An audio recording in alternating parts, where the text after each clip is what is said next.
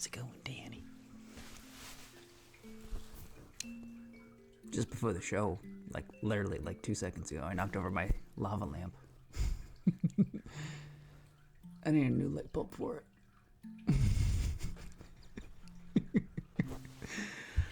So that's how that's going. And that pretty much sums up my day. May you be happy. May you be healthy.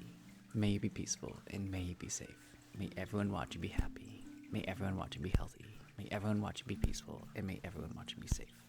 May all things be happy. May all things be healthy. May all things be peaceful. And may all things be safe.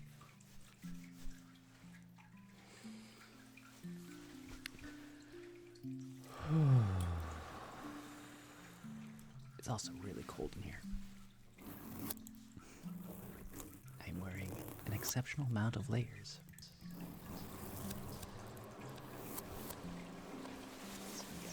Got the orange jacket, we got the puffy jacket, a thermal, another thermal, and a t-shirt. So many layers. I just don't have the itchy scrub.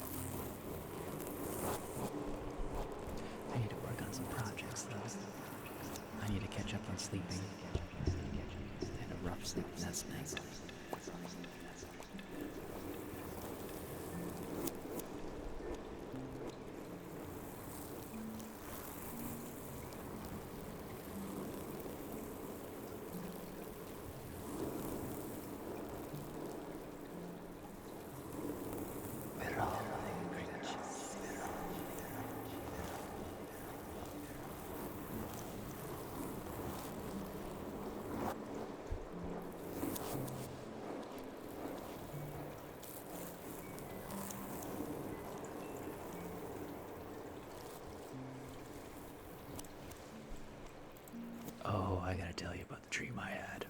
It wasn't even a full dream. It was just like you're trying to sleep kind of dream. And I'm like laying there. And then suddenly I'm in a pool of water. Like, you know, like I'm on my bed, but like I'm like kind of like my face is sticking out of a pool. Like you wake up in the Matrix and you're in you're a deprivation tank, and you're just like, you try to pick up your phone, you can see your phone light is on, and it's like halfway in the water. You're like, oh, I gotta get it out of the water, and like you hear music or something coming out of there, and you're like, I don't need to ruin the speaker. So it's like ah, you start freaking out, and then it feels like you're in water, and then you wake up. It's like, oh, that was a dream. That was hyper realistic. I used to be all about what's the word? Immersive dreaming or lucid dreaming. Lucid dreaming. Yeah, I used to be all about trying to learn how to lucid dream. And like there's like techniques you're supposed to do. One thing is like once you realize that you're dreaming, what you do is you will walk into the next room, but you'll try to maintain what the previous room looked like. So you'll go back to the previous room, and you have to make sure that it's the same. And like you go back and forth, and once you can like maintain kind of a sense of yourself while keeping things from like shifting too much that you lose yourself in it, then you gain the ability to do whatever you want. You become the Matrix master of your own dreams. And there's like ways you could, like, there's other techniques that you're supposed to do to like help you get into a lucid state while going to sleep. They're all hard. I tried for a while, and it's just like, yeah, I forgot about all that stuff. But it's supposed to be like super good for you, because if you can lucid dream, then you can take care, like you could be conscious 24 hours a day. Like, but I mean, like, you could be doing work inside your dreams without getting exhausted, because if you are dreaming while lucid dreaming, that's the same as REM sleep. And it's supposed to be like super healthy for you to like be able to like lucid dream, because then you can do things that you cannot normally do.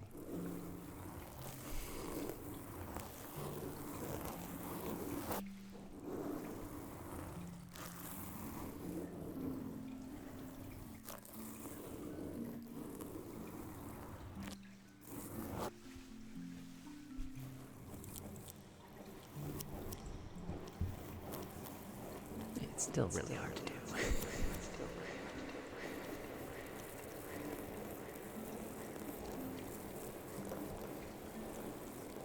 It's also really good to practice, because if you start having a bad dream, then you can like get yourself out of a bad dream. I used to be all about Waking Life, the movie.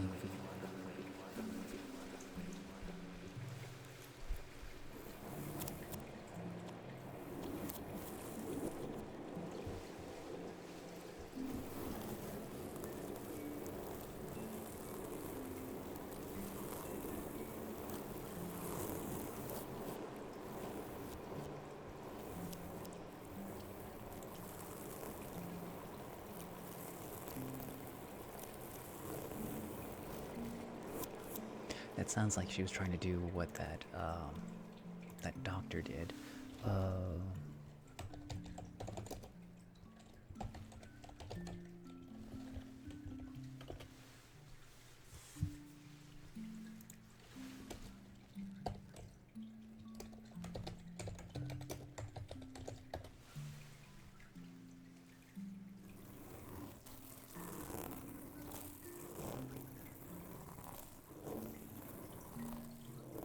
Okay, so has anybody heard about Edgar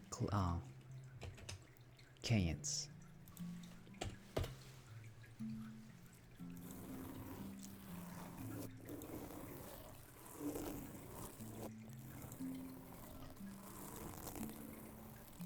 Okay, that's his name. I'm gonna share the wiki, but I'll be reading the wiki in a second.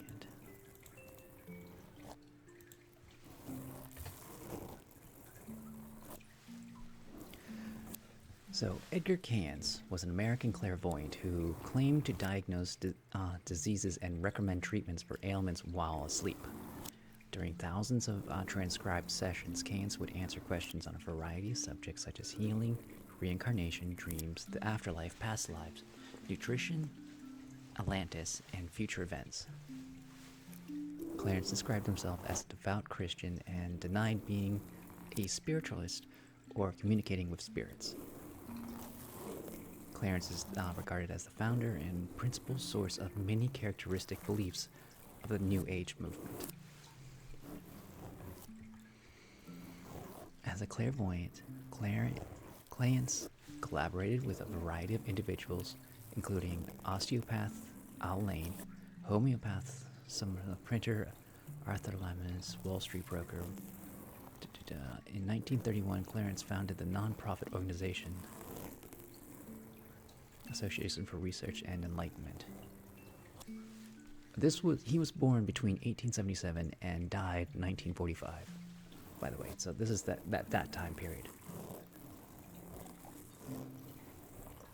And like his story is very fascinating.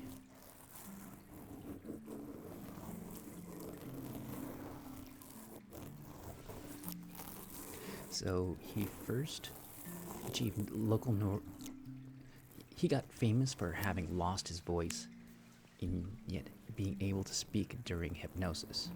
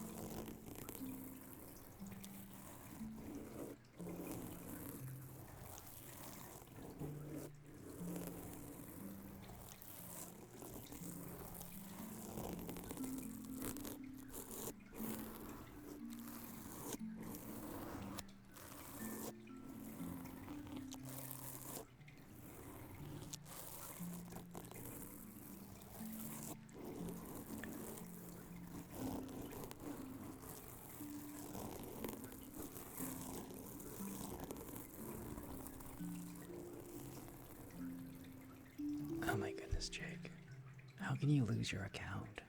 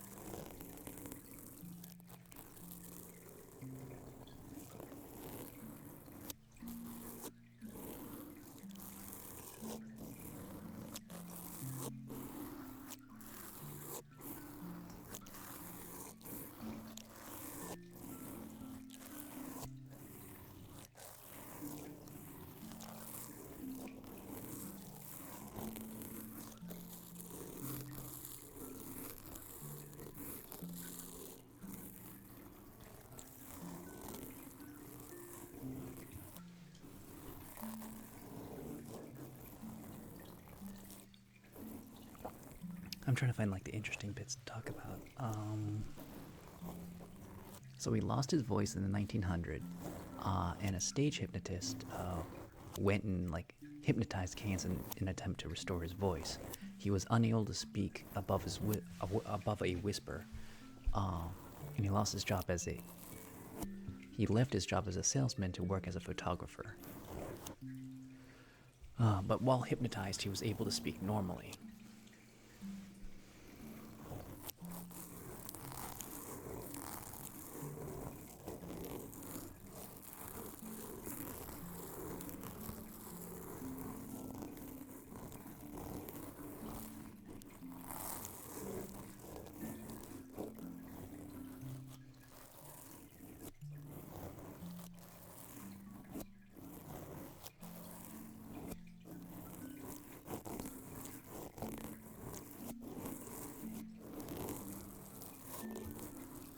find the good stuff. It's just talking a lot about his life.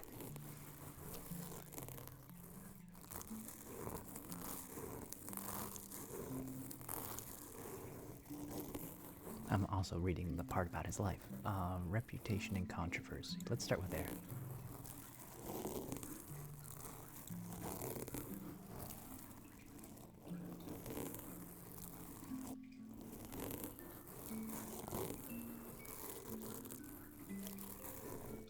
Oh yeah, he was talking about like a lot of other things like Atlantis and crazy ideas. That's the pseudo history clairvoyance that he was talking about.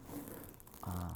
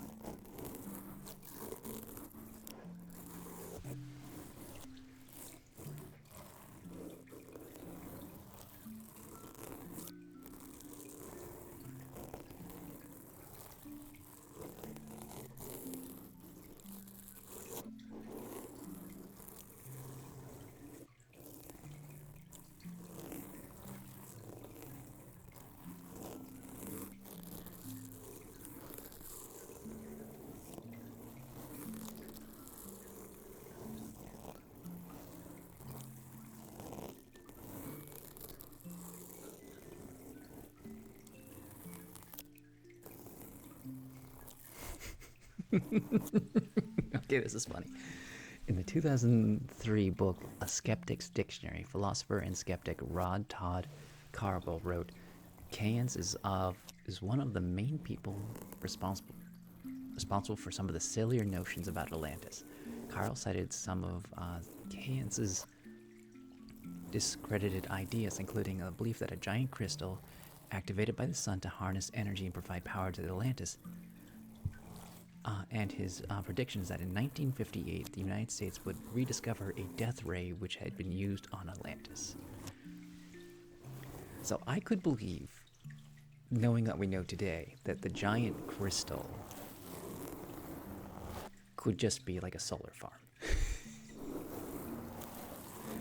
Because there's such a thing, it's like because they have like all those mirrors around and then it like shines up to the center peak thing, and that's a solar farm. So I could, like, somebody who had never seen a solar farm before, describe it. It's like, oh, it's a giant crystal.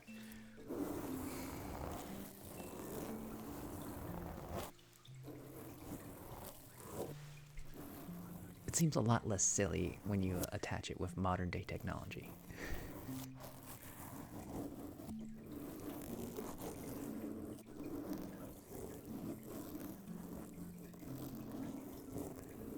During the 1930s, Clarence incorrectly predicted that North America would experience existential chaos. Los Angeles, San Francisco would be among those that will be destroyed before New York. He also predicted that the second coming of Christ will occur in 1998.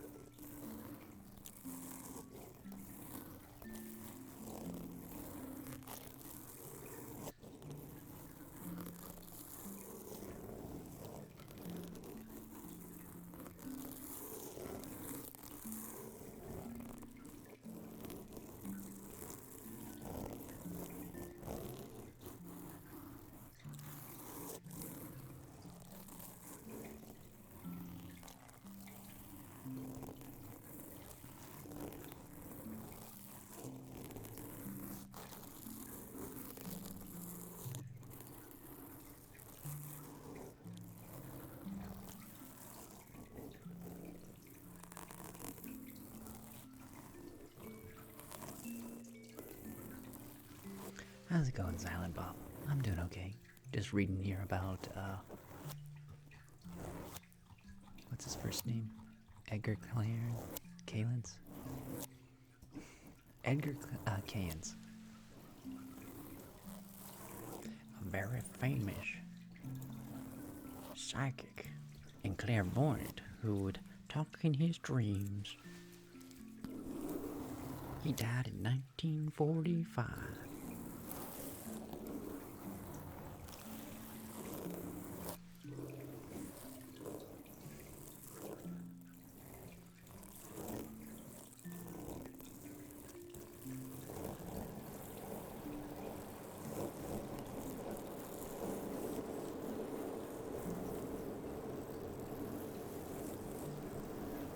Jacob, how's it going?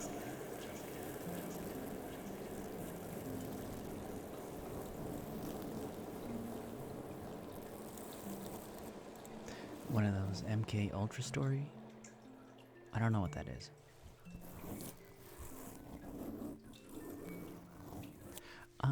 Here, I'll just share the wiki again.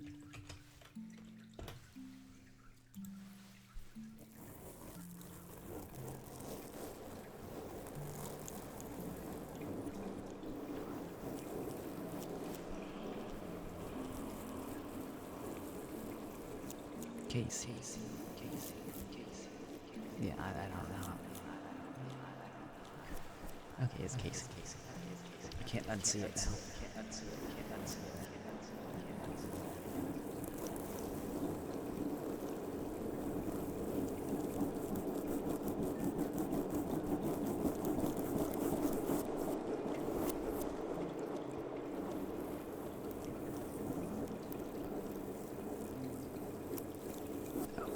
Silent. Give me a second.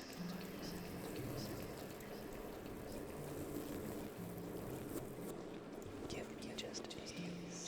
I don't know how to let you do this, but I can post it.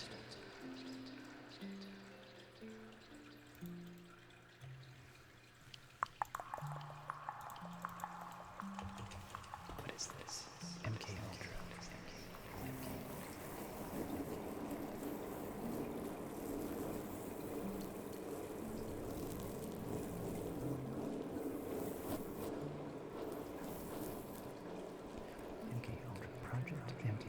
Was a human experimental program designed and undertaken by the U.S. Central CIA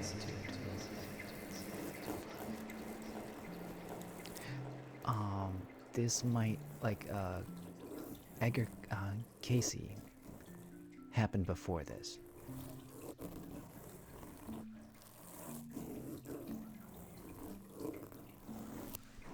Was this the one where they invented LSD and gave it to people? And this was like the this was the movie that oh goodness, who's that famous actor? Clooney. This was the movie Clooney was in.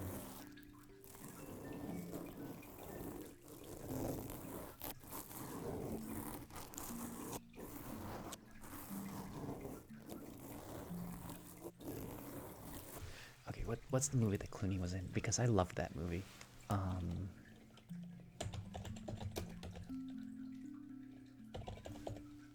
Goats?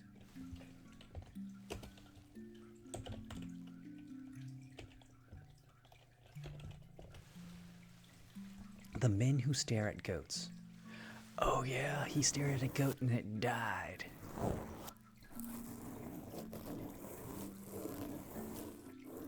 That was a good movie. I liked that movie a lot. It was a little funky.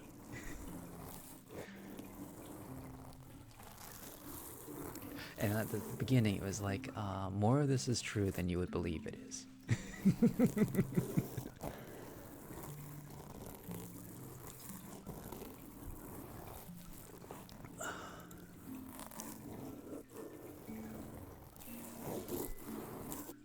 Designed to undertake the CIA to develop procedures and identify drugs that could be used to used during interrogations to weaken individuals to force their confessions through brainwashing and psychological torture.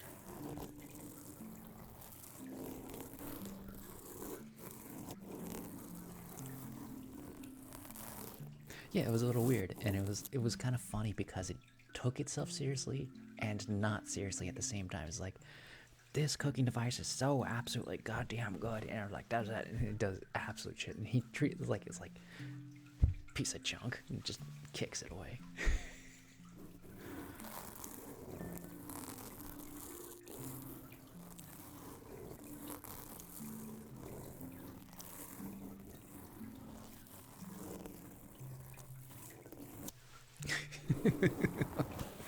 Oh yeah, the walking through the wall. No, he didn't. Almost definitely not. But that's also the thing. It's like, at what point can you glitch through? Because that's a matter of magic, and my matter of magic is if you understand the code of the universe, and just change a variable from you're here, and now you're at XYZ at time, and you change it so that you're at XYZ2 at time so and so. You could teleport. Or if you like know how to like change the variable of something's temperature, then you could make a fireball. You could set somebody on fire from across the room. If you could just change the variables. Rewrite the code just a little bit. Not enough to break the entire system, and like you don't want to crash the universe, but you want to be able to like exploit it a little.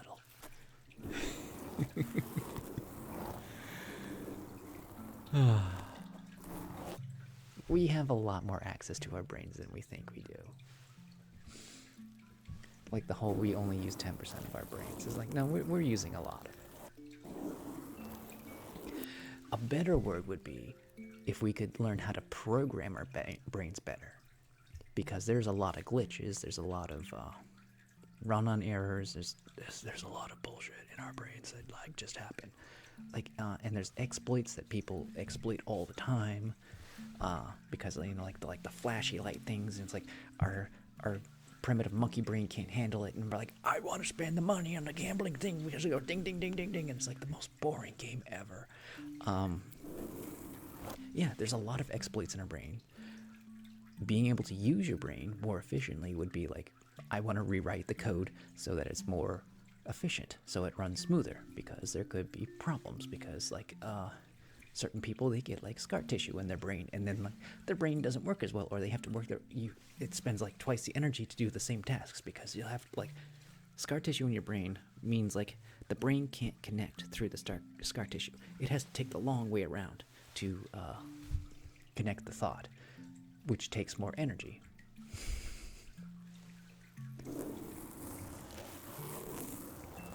So yeah, but if you can like do some coding in your brain where you make the equations or the algorithms more efficient, then it takes a lot less energy to do the same tasks.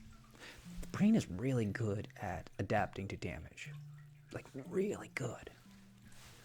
It's not like perfect, but like you shove a metal spike through a CPU, it's not working again. You shove a metal spike through a brain, it can still keep working. There's a famous one where like a railroad spike shoots through somebody's neck, through the top of their head. They have their skull on display, and it like completely changed their personality.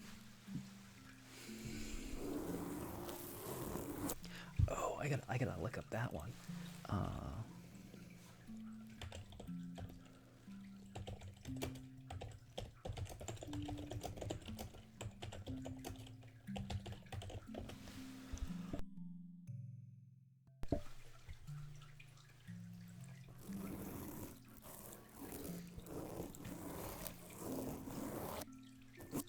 Oh, this is wild. This is absolutely wild. Phineas P. Gage. He was an American railroad construction foreman, remembered for his improbable survival of an accident in which a large iron rod was driven completely through his head. destroying much of his brain's left frontal lobe. And for that injury's reported effects on his personality and behavior over the remaining 12 years of his life. Effects significantly profound that friends saw him for a time at least as no longer engaged.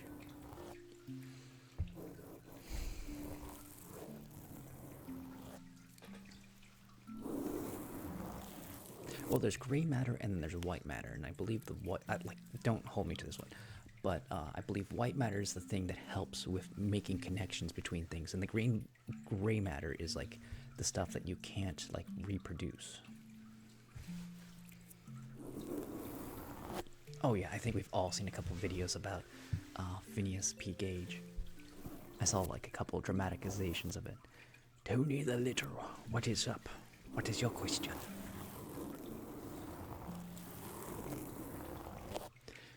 I mean, like, it is a great story. I mean, like, a metal rod jammed straight through his brain, and he lived.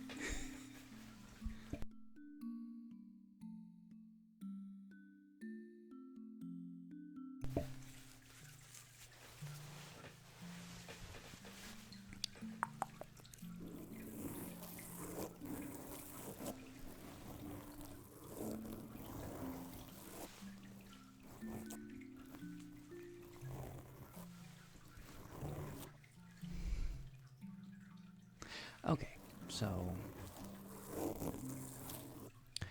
let me, everything's an error. Absolutely everything. And nothing's an error. So, I mean, like, nothing is on purpose and everything is on purpose.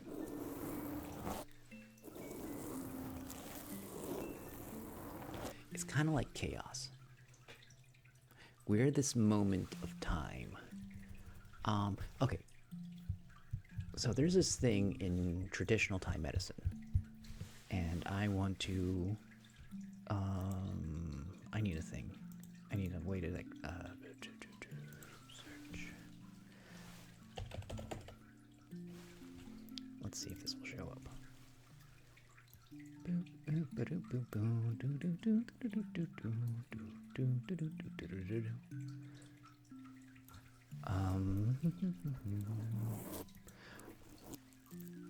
Now where do I have this?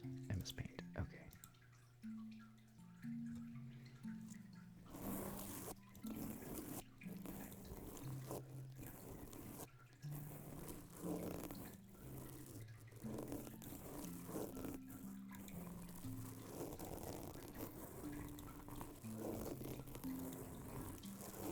Are you actually going to show up? He doesn't want to show up.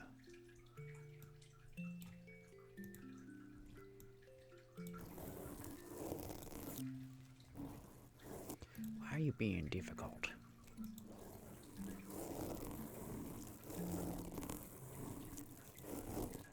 Okay, that works. Okay, yeah. Okay. So, I'm going to turn this to black. There we go.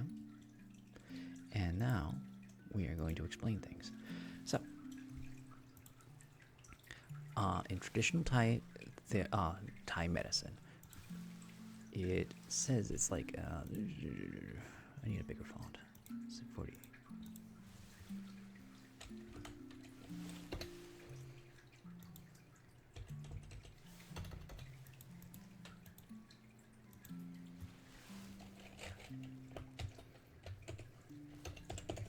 So, the world is made up of earth,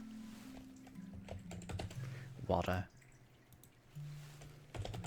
fire, and wind. And like, they don't mean it like literally, they mean it more like these are the personifications of it.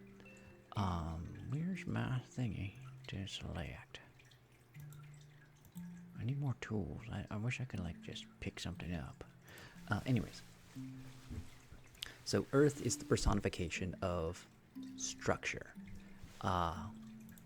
As in like, it's the rules. Water is like the thing that fills the jug, so it's the flexibility. Fire is like your digestion, it's your passion, it's your anger. It's everything that, like, you get heated about something, you get like intense about stuff. That's your fire. And your wind is your movement. It's your literal breath. It's the movement that you make. When you're moving, that's your wind. And that's how, like, they kind of like wrap up what the universe is made out of. They're made out of these personifications.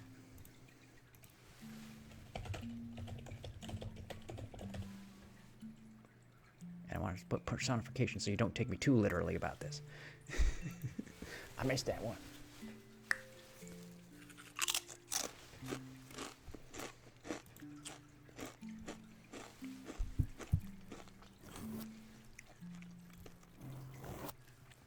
And the fun thing is, every living thing has a level of earth, it has a level of water, a level of fire, a level of wind. And they fluctuate. So you can have a lot of earth, you can have a little bit of water, you can have a lot of fire, and you can have like a medium amount of wind. And when you do not have any of one of these, then you're practically dead. Because if you cannot move, there's no life. You can't, like, if you cannot physically move, you can't eat food. You can't get to safety. You can't put on clothing. If your structure is broken, then you don't have a body. You don't have muscles and all that other stuff. If you don't have any flexibility, you can't bend your joints. That's the equivalent of not having wind. And if you can't digest things, you don't have a temperature in your body. You can't, like, have homeostasis. Yeah, you're dead skis. And they use these to, like, identify and treat illnesses in traditional Thai therapy. Thai medicine. Traditional Thai medicine. And I'm going to write that, because that's a word. And I want this to go away.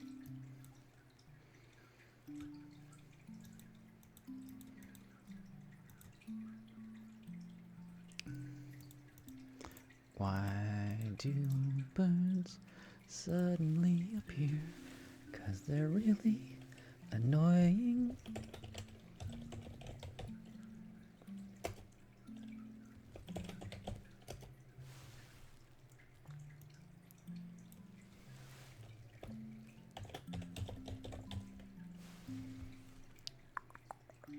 I'm gonna put that down there. So it's traditional Thai medicine. And the fun part about this is they measure it as if one of these increases, some of these other ones will decrease. And they have a system for that. They figured out. This is all something from a book I read about it, and it could be wrong because it's based on translations. But for the most part, it's fun to think about. So, like, anytime you increase your earth, your structure, you are also increasing your water. And while you're increasing either of those, your fire and your wind will go down. And this is important because if you increase your structure and your flexibility, then your passion and your movement will slow down. And that can be good if you have too much fire or too much mobility. Another thing to say about wind is chaos. It's also your laughter. So that'll be important later. Okay, so fire, when you increase fire, you can pair it with any of the other elements. Water is always paired with earth, except when it's paired with fire. It never pairs with wind. And wind is the only one that can increase by itself. Everything else will go down. So, and that's like to say, like, when things get crazy,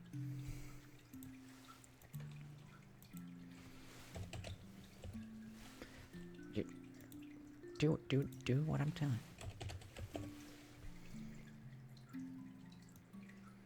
When things get crazy, everything else goes down. Like, you don't have structure, you don't have flexibility, you don't have passion because everything's batshit crazy. And that's why when wind goes up, everything else goes down. But it also can move up when it's like attached to other things. Let's see. Let me see if a good way to like say this. And there's like predictable patterns. Boop. I want that to be not that big. I want it to be like that big.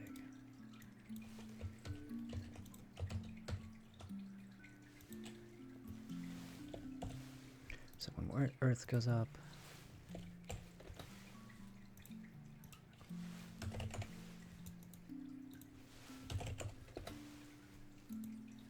those two go down. If there can also be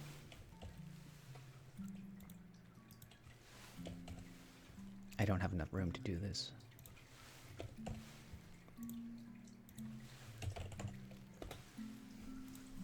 Because there's so many. I need to erase this. Ooh, I like that. Give me a bigger eraser. Boop. Have I lost the audience yet?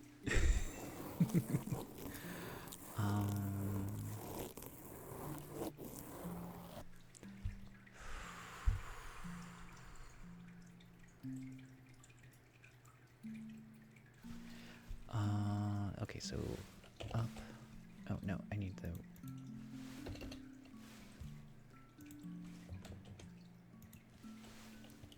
Up.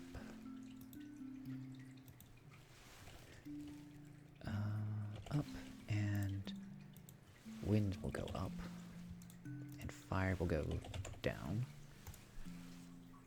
and then we have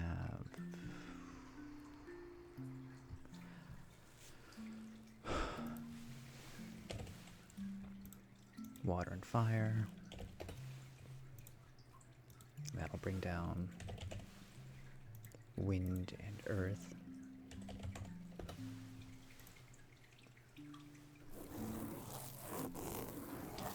That's 4. We also have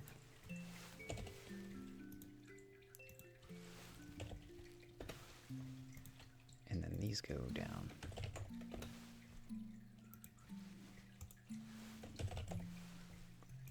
And then we have just wind going up, everything else is down.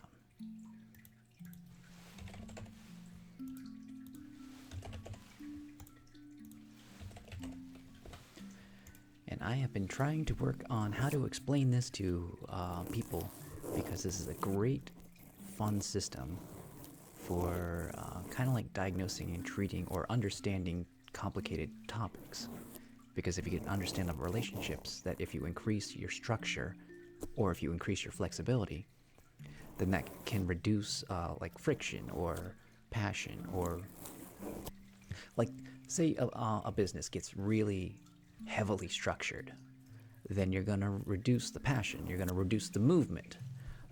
Things will slow down, and that can be a good thing, but you don't want to do that too much. You want to find the balance, and that's what understanding these elements is all about. You want to find the balance between structure, movement, passion, flexibility, and you have to tweak it here and there. It's like finding and figuring out what you need to do to increase the structure, because structure is good. When you have a heavy structure, it's hard to break it down. It's more resistant to being broken down. So when you have a very complex structure, such as you want to keep hackers out, that's a complex structure.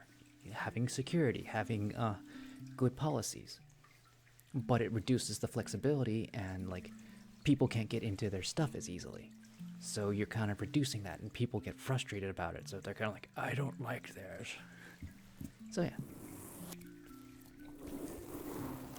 it's just the whole exercise of there's ways to look at this that makes complex understanding things simpler. And also, like, you can use this for like looking at how people behave. Somebody who's very stubborn probably has a high degree of earth. They're not going to be open to be a free-minded windy person or a flexible watery person. A watery person's very accommodating. They're not exactly going to be they don't have much of a backbone. They will do what they can to like please the other person so much in a sense. They will accommodate, or they will like change themselves to fit the situation. A windy person's probably a really creative person because their mind's like moving all over the place. They're going all over the place and they're just thinking a million thoughts a minute. But it's really hard for them to sit down and get their ideas down on paper. They lack the earth to like focus, and they lack the passion to like.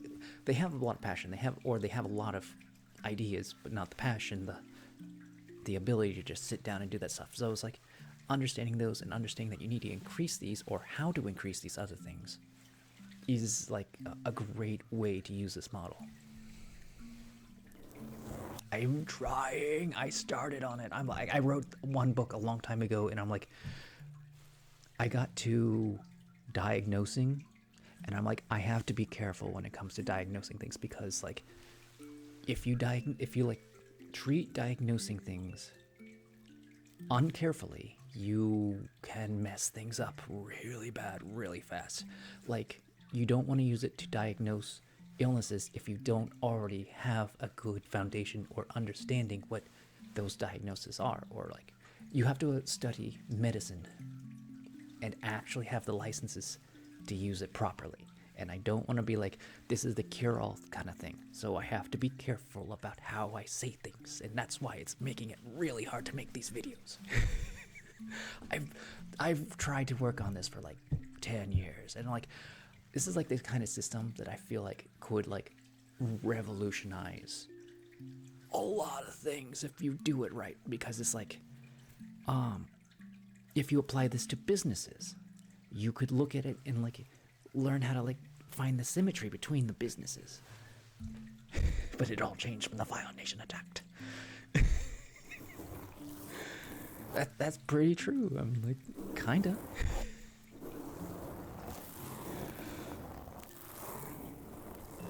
But it's all about balance, and you have to be careful with like saying, oh, this is how you treat and diagnose this. Like, no, this is just a tool to help you with things that already exist. So if you compare this to real world things that people do, and then it can help you make connections where you don't see connections before. Like, people in medicine, I believe, took samples of the pituitary gland and sent it to people who study eyes, and they're like, these have photoreceptors in it. I read that somewhere. I don't know how much of that is true, if it's still true. I'm gonna look that up real quick, because I don't want to like say something that's uncited.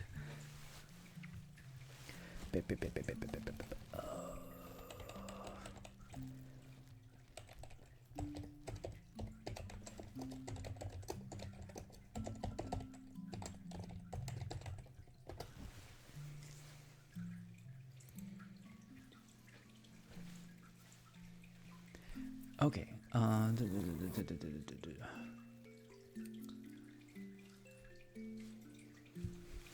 Okay, here's a thing that's saying... No, I don't want the cookie settings.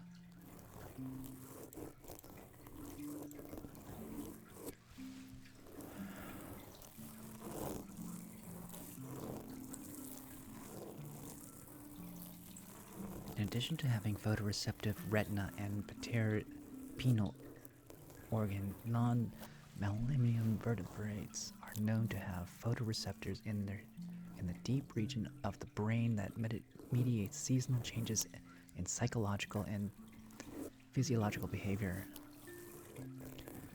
Okay, this is like a straight up scientific journal.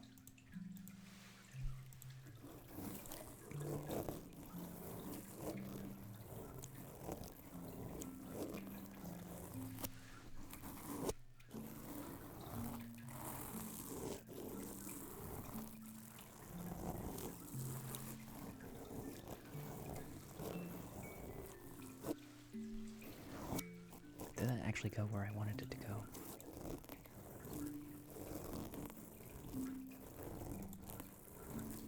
Okay, so the extra just okay.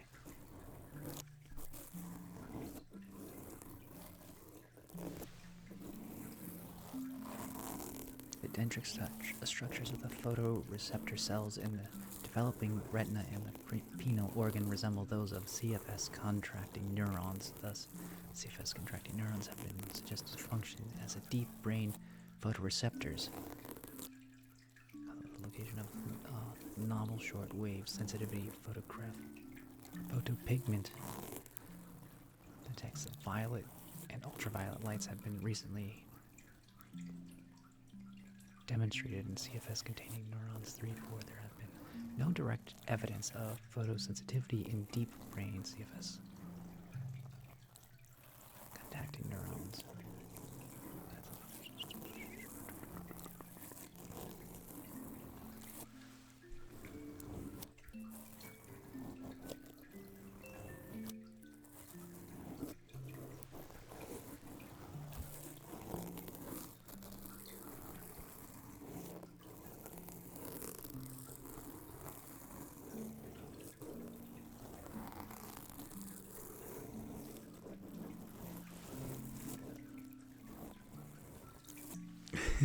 So this thing where the advanced chat GPT basically says that there are no arguments against the fact that everything is basically a projection, that the rules, laws that we use to try to understand the world around us basically work for how we think life works, but it's not reality. Okay. As for if there's like a creator or something, like we've already proven that it's a plausibility. Once we made a video game, we've created an intricate world that you can navigate that has simulated things in it, and like there's avatars in there, and that's just a small scale. Whether that's our reality, I'm never going to know, but like I believe it's a possibility. Just the fact that we can do it, because it's like making Doom in a like you can play Doom on nearly anything. It all comes down to programming and how much computer processing you have.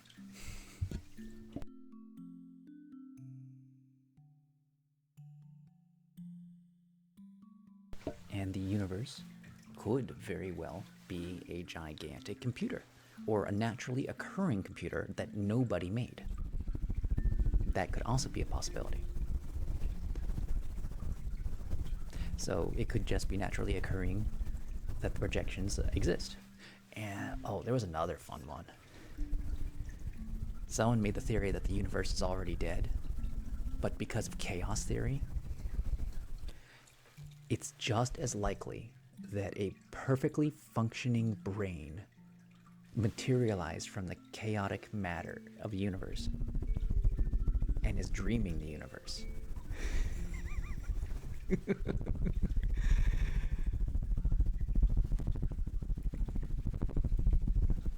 Or it's remembering the universe.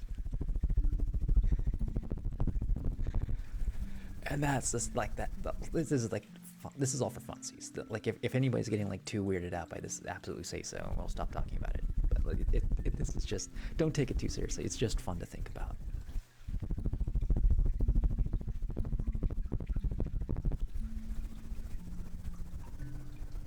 But the thing is, like, what is coding on a...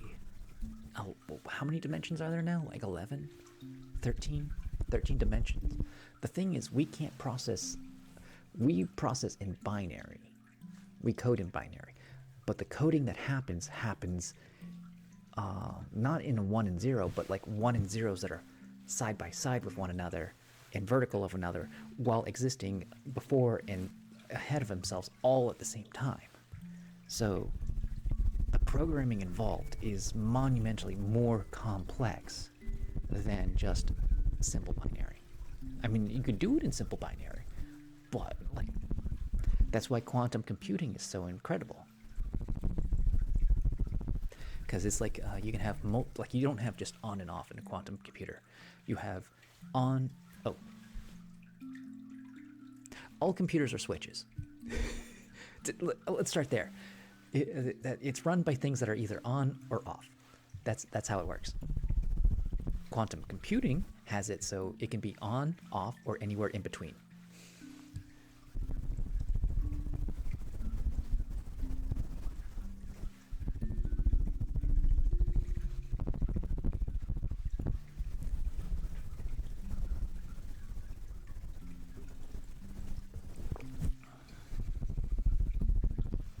But like, if you're talking about the universe, it would be like quantum computing, where it could be on, off, somewhere in between, or also side by side, or like forward, backward, side by side, to the upper left, down right, all over the freaking place. It's basically a sphere that could be anywhere in this sphere, and even the sphere is not even a good complication, because that all means one bit could have like a million different positions that take place anywhere in the time scale. They could take place 50 years ago.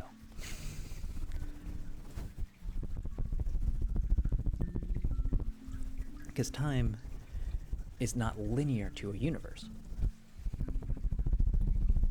No, I'm talking beyond quantum computing. I'm talking about like universe computing. If anybody has read the book Slaughterhouse-Five, what are those aliens called?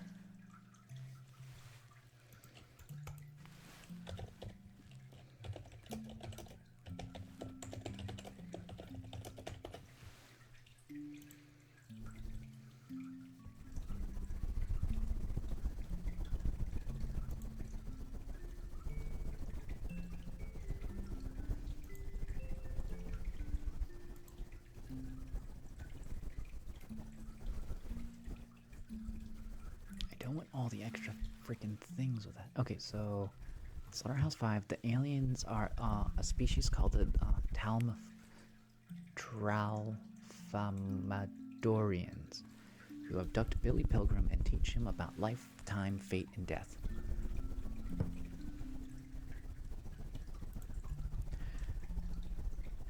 The Talmaforgians are green and look like toilet plungers with eyes. As in, it looks like a palm with an eye. Like a hand with like a plunger bottom.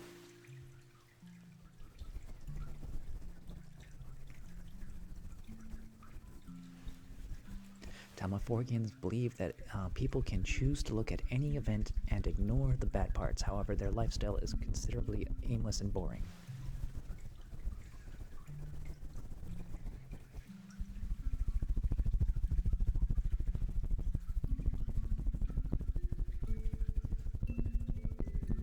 Talmaforgians are a way for Billy to make sense of his wartime trauma. Billy's imagination is a tool that he uses to create these aliens, by which maybe hallucinations caused by PTSD. Yeah, the book was basically about PTSD. Because the book Slaughterhouse-Five is about a World War II soldier who survived the bombing of, the fire bombing of, is it Tristan? What is that city?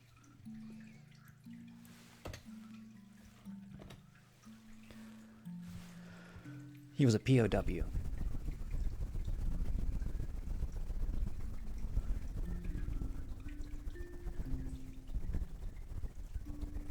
You've been hearing and not listening the whole time. That's fine. We're just having fun.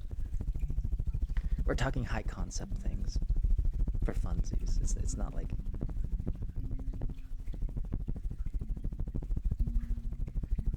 We're not cracking as many jokes tonight, it looks like.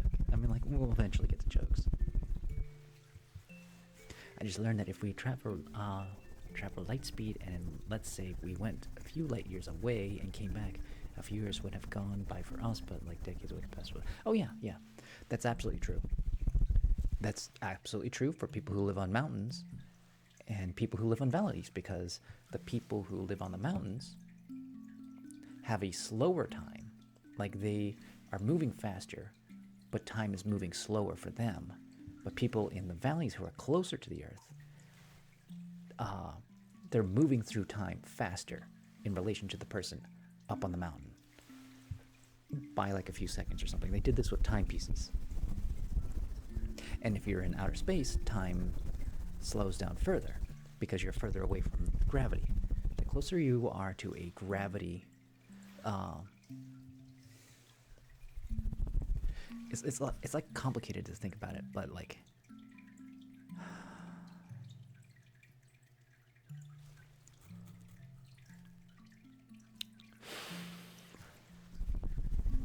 I think I'm getting it backwards. Because I'm trying to think of like Interstellar, where they're like flying around the black hole, and the dude just lives 50 years up in the thing, and they're just down on the planet, the water planet that was waves for like just an hour.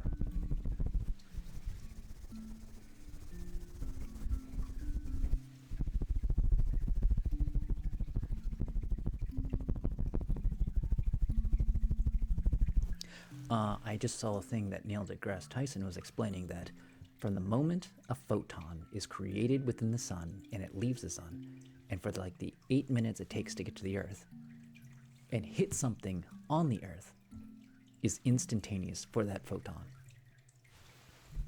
It does not perceive time. Even though it takes 8 minutes, there's like no point on that line that it perceives time. To the photon, it left the sun and then immediately was at Earth.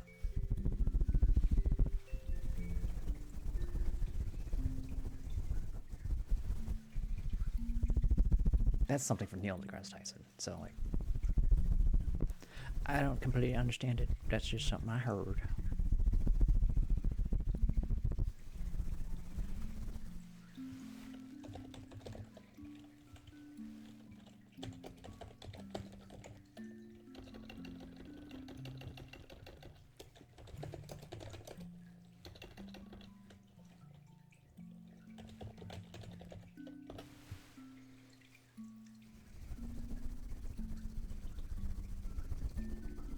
Dresden, the firebombing of Dresden.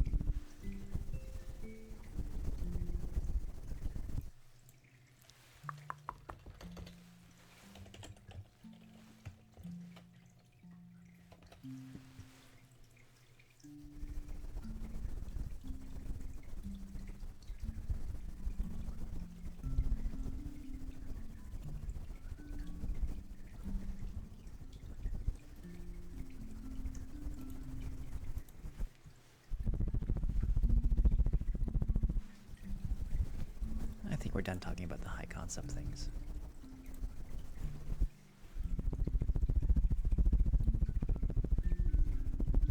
So if anybody's got a fun joke to talk about.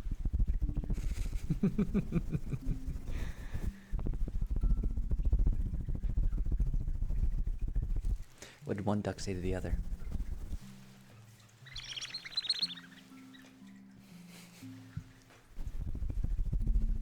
Imagine we are just a program that...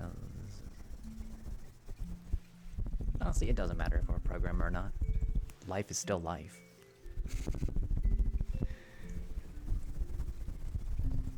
Just enjoy it. Like, we have the capacity to enjoy it. We might as well enjoy it. Life is about finding out what you like about life and not being dicks to others who like things that you don't like. As long as it, like, you know, doesn't hurt anybody.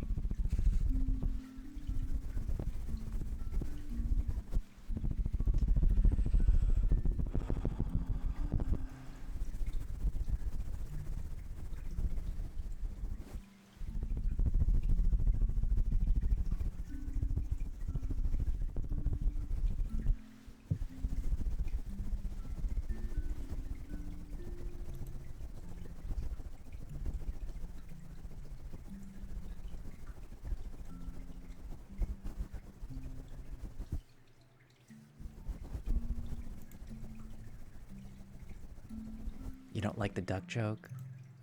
Aw, it was a funny joke. It's like, what does one duck say to the other? Quack.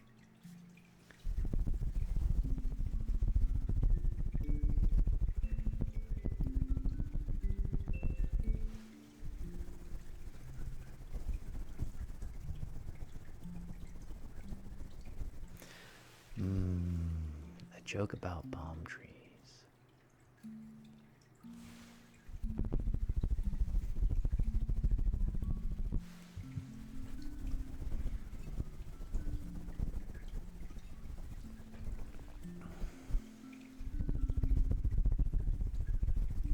What did one palm tree say to the other?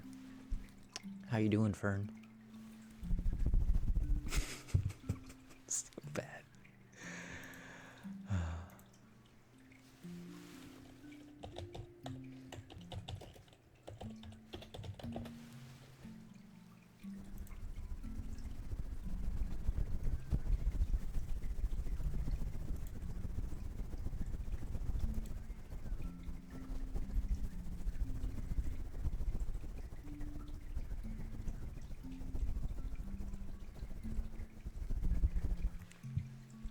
Because the leaves are like ferns. Or they might be related to ferns, are they? I actually made that up right now.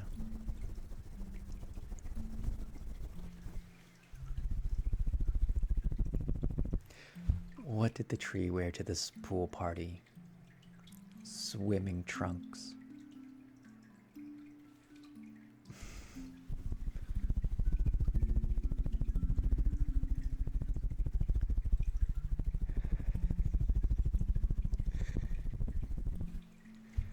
Why did the leaf go to the doctor?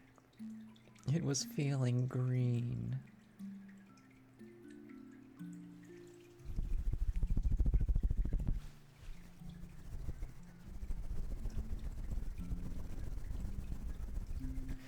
What's a tree's least favorite month? September.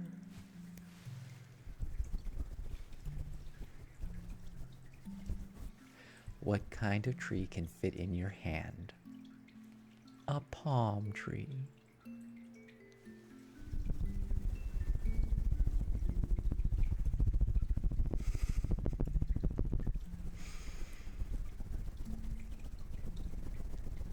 How do trees get on the internet? They log in.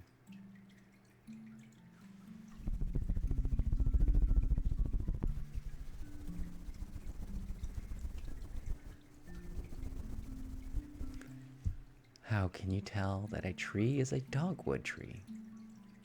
By its bark.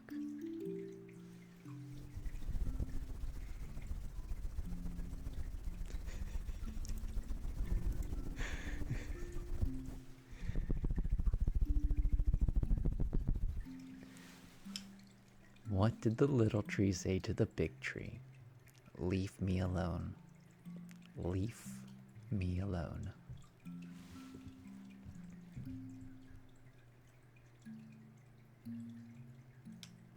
I don't get that one. Did you hear the one about the oak tree? It's a corny one. I don't get it. Why did the pine tree get into trouble? Because it was being naughty.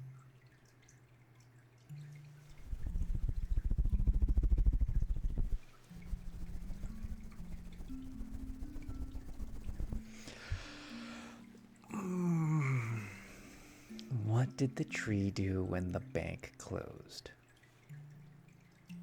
It started a new branch.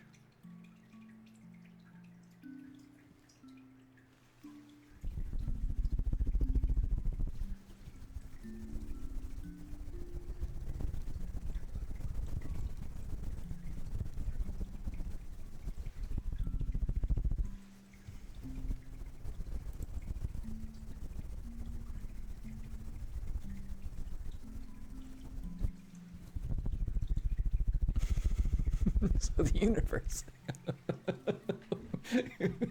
You couldn't handle the puns. The puns were too strong for you. We must go back to the sciencey stuff. What did the tornado say to the sports car? Want to go for a spin?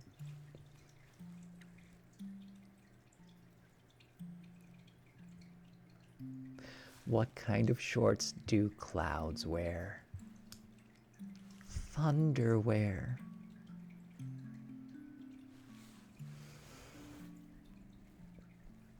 What's a tornado's favorite game? Twister.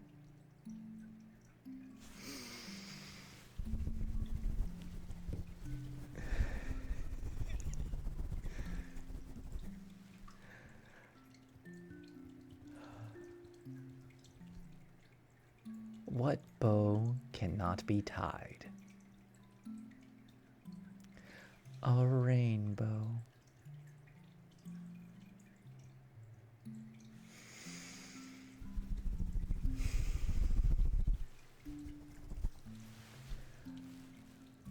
What falls but never hits the ground? The temperature.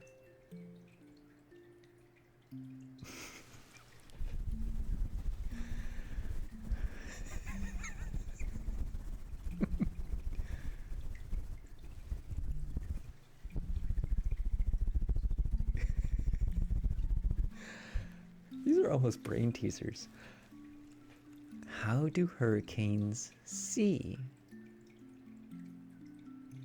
With one eye. The eye of the storm.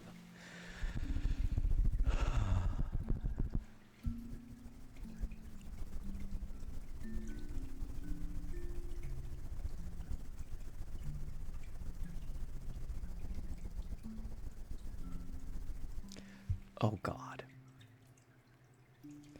What happens when the fog disperses in California? UCLA.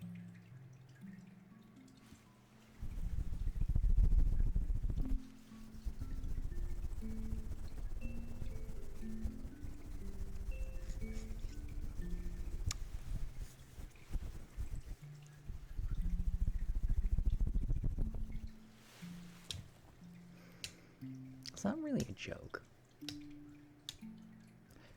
How hot is it? It's so hot, when I turned on my lawn sprinkler, all I got was steam.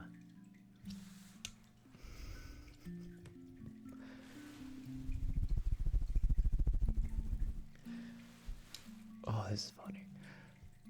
Who does everyone listen to, but no one believes?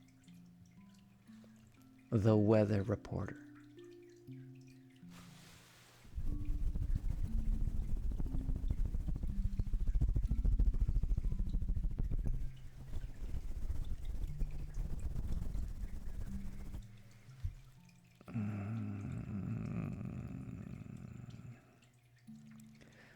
What is the opposite of a cold front? A warm back.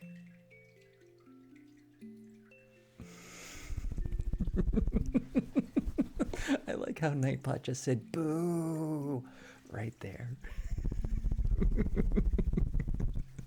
How you doing tonight, Stagehand Damien?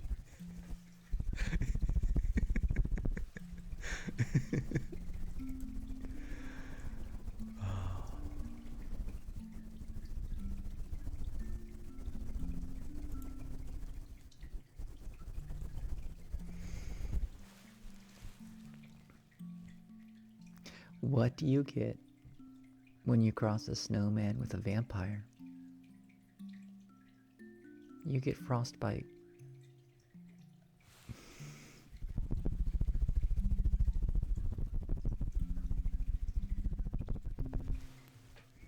What do Santa's elves do after school? Their gnome work.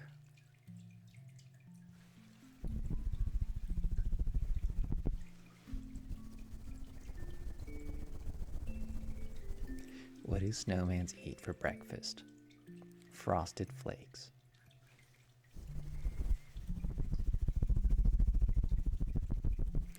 What's a parent's favorite Christmas carol?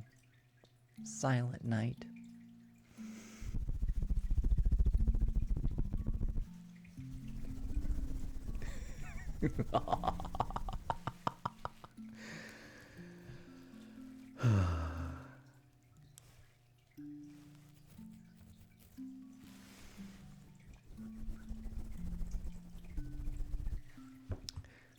What is the fear of Santa Claus called? Claustrophobia.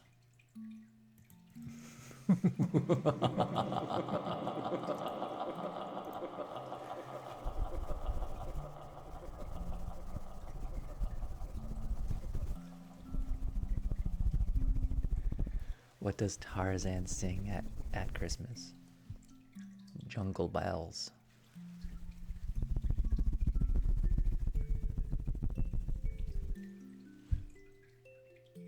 That's dirty. Why does Santa have a garden? So he can ho, ho, ho.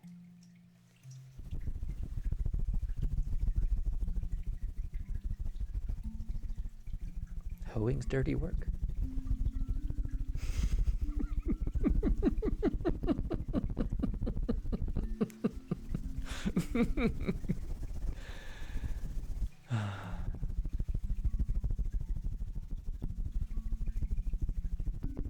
Why did the dog hang up his stocking at Christmas?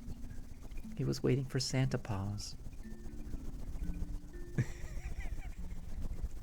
There's only one more.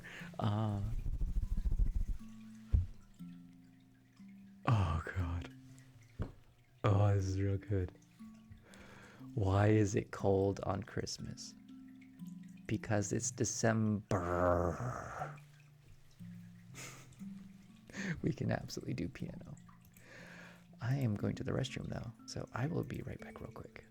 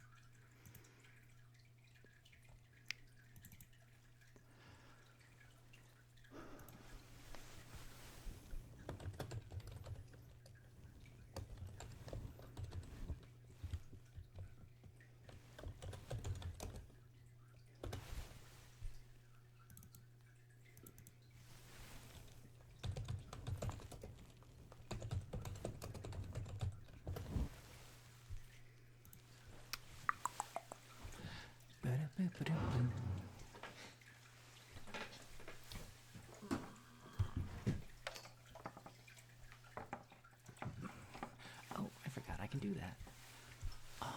Let me bring this up. Sight.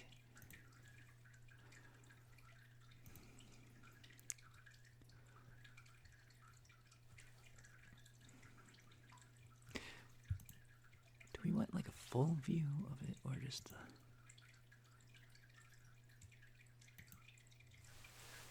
the... Hold on. Oh, it's doing something weird.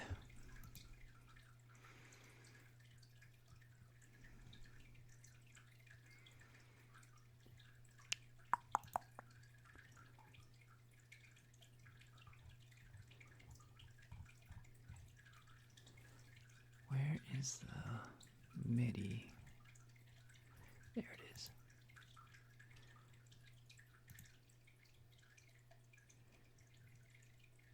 Oh, I haven't. That would do it.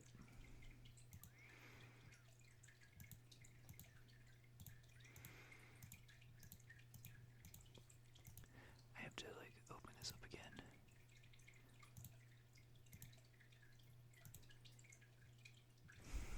I know this is absolutely exciting. Watching Lev bend over his keyboard. Okay, there it goes.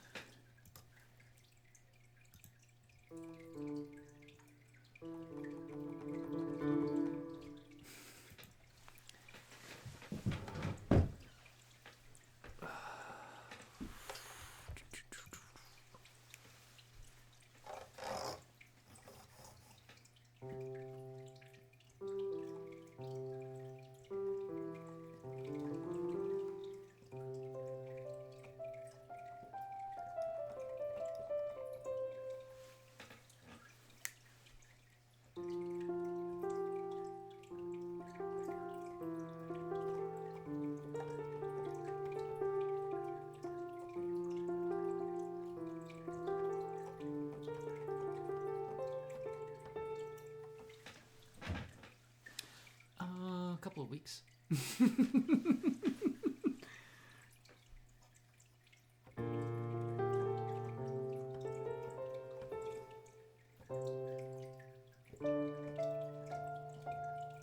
Like, I've always like dabbled in it, never like really tried to play it very much, but the most practice I've gotten is pretty much on stream.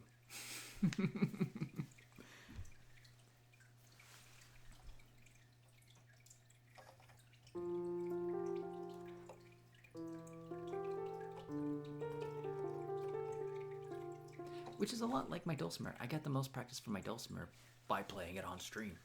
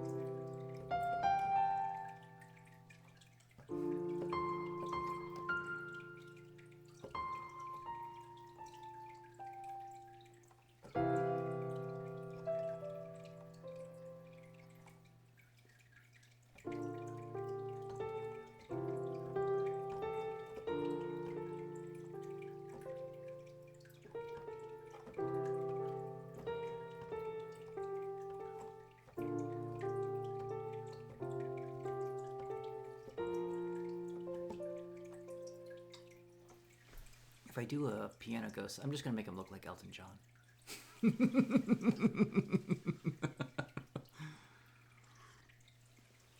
Or it's gonna be like, make my way downtown, walking fast, something fast in the hometown.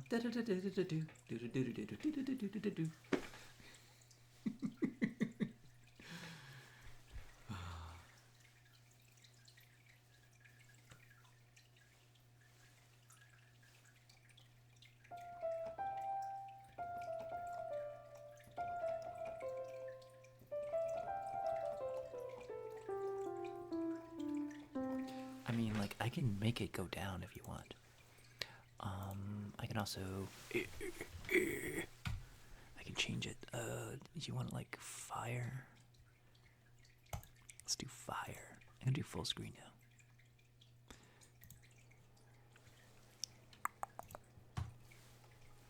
It's fire. Absolutely fire.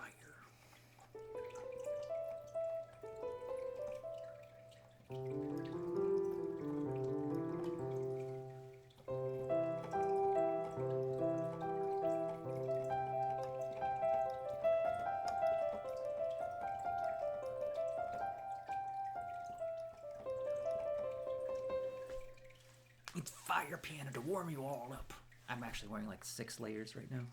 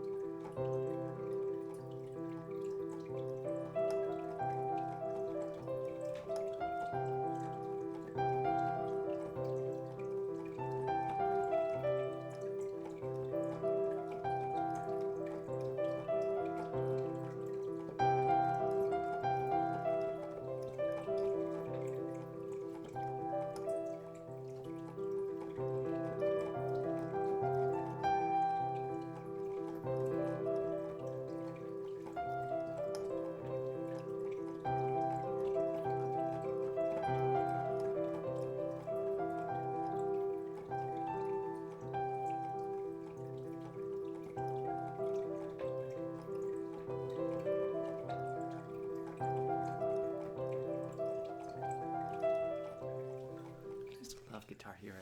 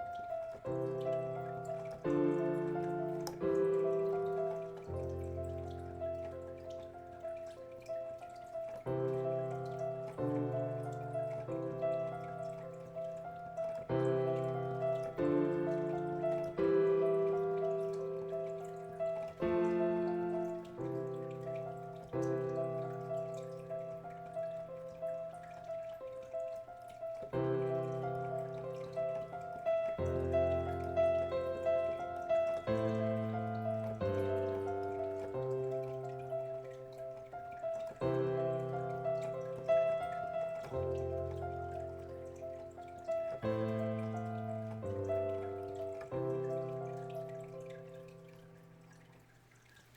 favorite part about that song is I can't play it very well, so my notes always play harder at weird places, but it adds so much depth to it, it's giving me tingles. I don't know about you guys, I'm getting ASMR over here. A big case of ASMRs. Oh, it's super hot.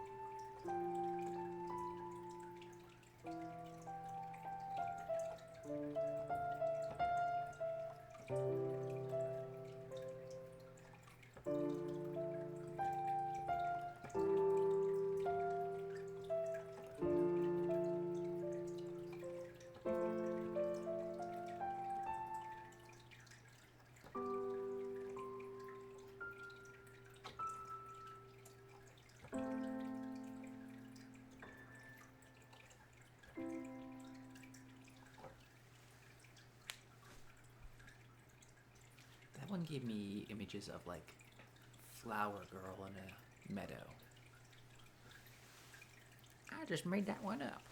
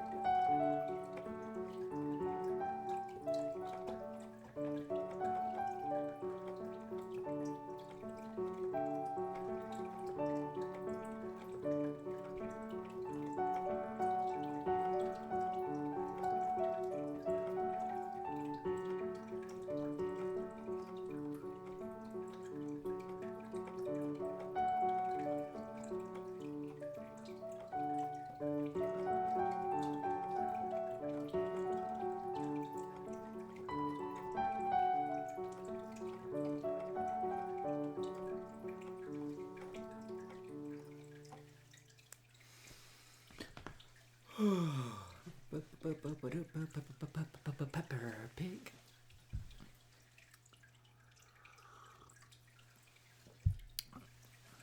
Getting the Peppa Pig.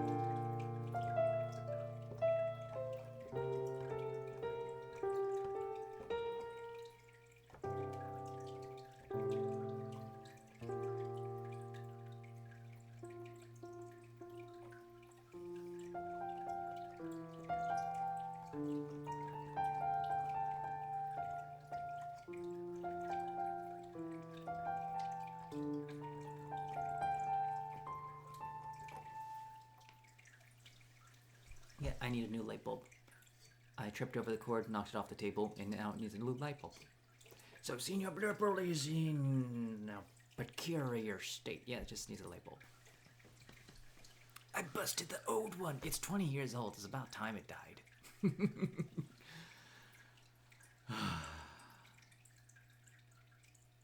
I'm in the mood of shopping for one. I'm debating about getting a 20 watt or a 40 watt. It says it needs not to exceed 40 watts.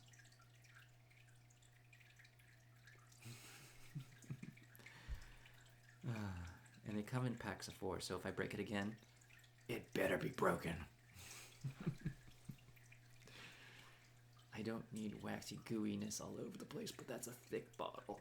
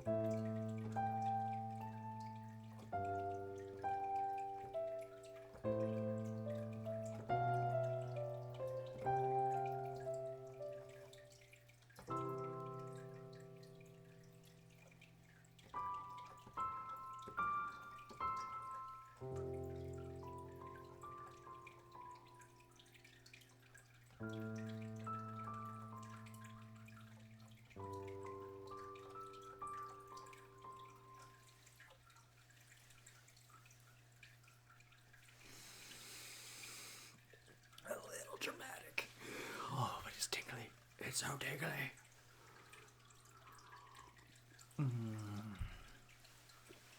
It's like terrible, but music straight from the soul. It's like, ah. It just hits your nerves when it's like unexpectedly loud. Or like, ah. But like tastefully so. It's like, ah. So much fun to play this.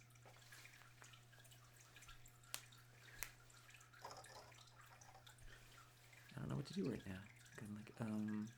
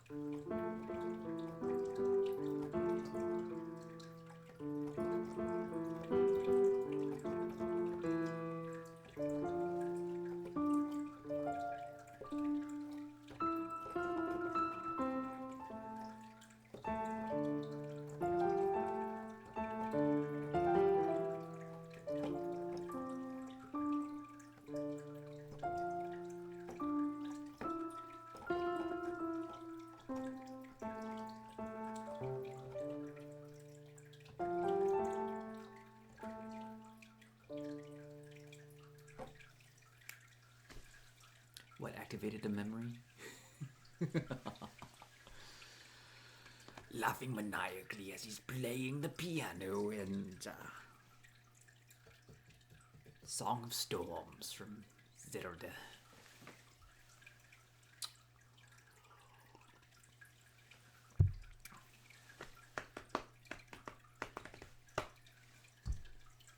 I wish I knew more Zelda songs.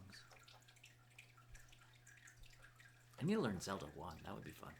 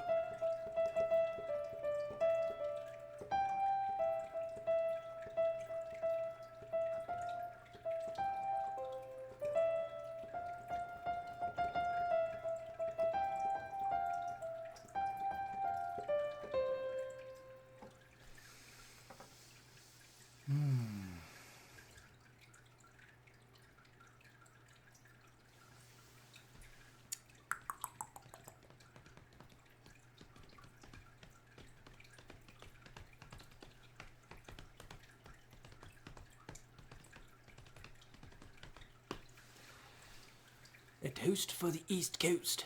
The toast with the most butter and bread wins. Garlic bread wins.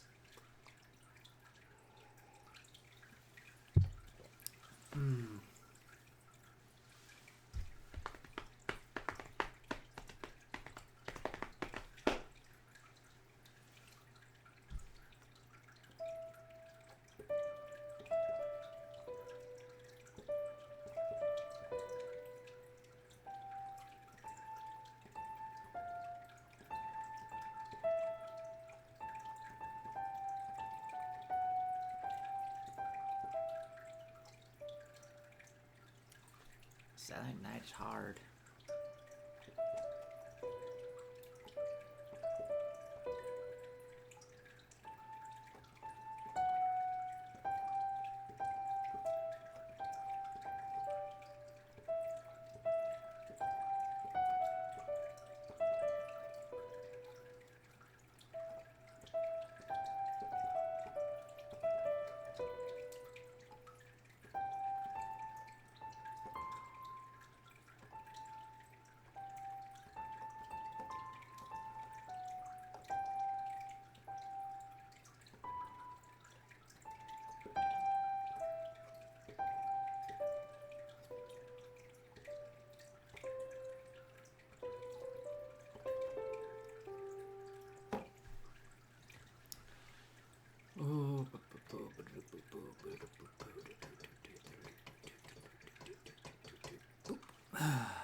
What am I playing now? I don't know. My brains are coming out my ears. It's Christmas with my ears with brains. The zombie Christmas.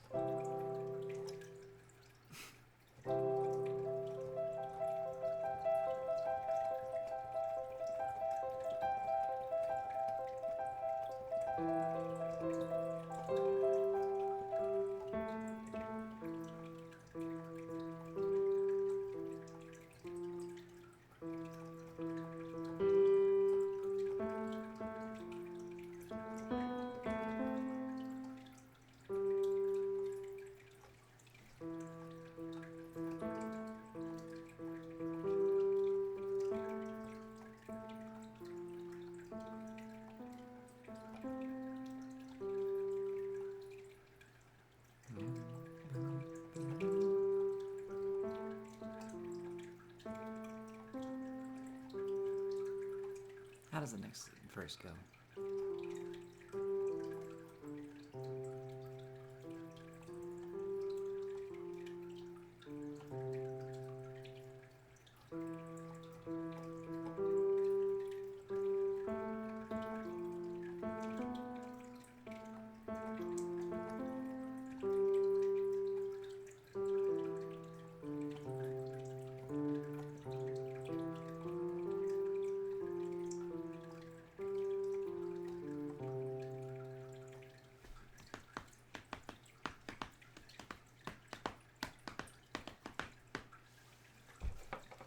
This is my first grade recital here, and I'm just playing the Christmas classics.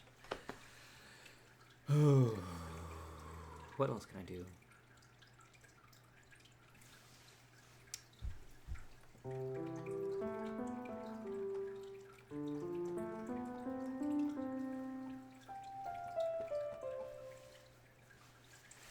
But what if I change the key?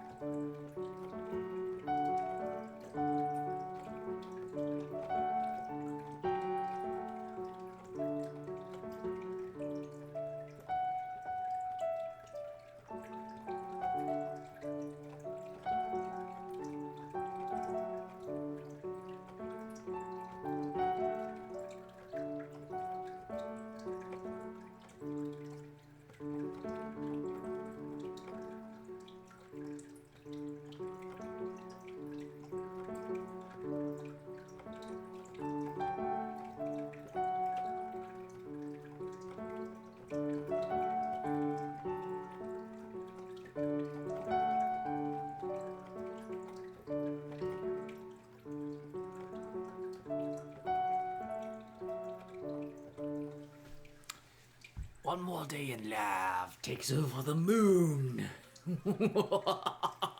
It shall be mine, and mine alone.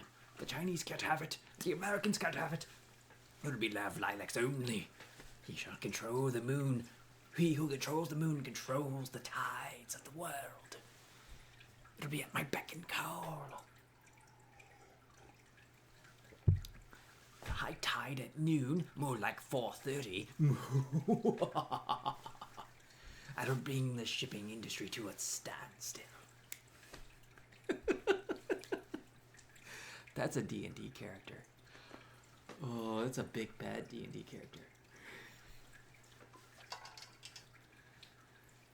Ooh.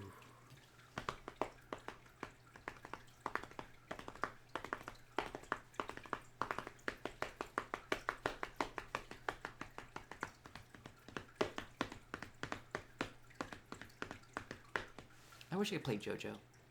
For some reason JoJo just popped in my head.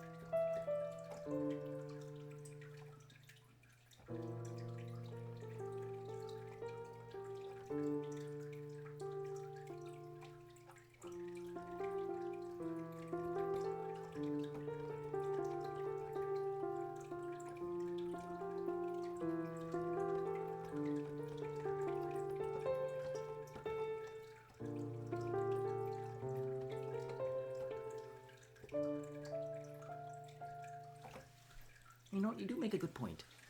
If I could control a moon, which moon would it be? Maybe Europa. Europa sounds nice this time of year.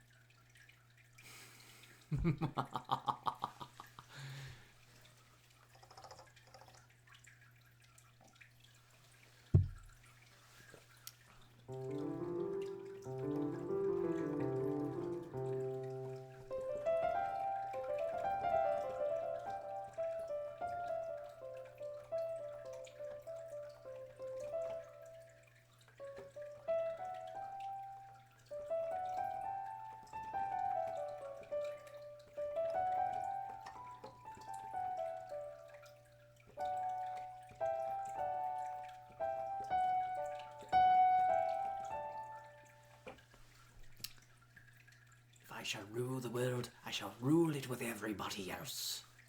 Then nobody shall rule the world. It will be shared. Not quite equally, but we'll give it like an oligarchy kind of class warfare going on here. And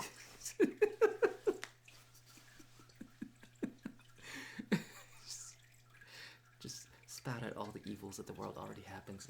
I don't want to get political. That's too easy to get political if you're talking about world domination. It's like, I don't want to... That's too much work. You gotta fix everything. Everyone wants you to do something. You don't, like... Ruling the world used to mean, like, people just do what you tell them. Nowadays, you gotta make sure it works. Or else, where are you gonna get your stuff from? How are you gonna inspire people to be creative if you stifle in innovation?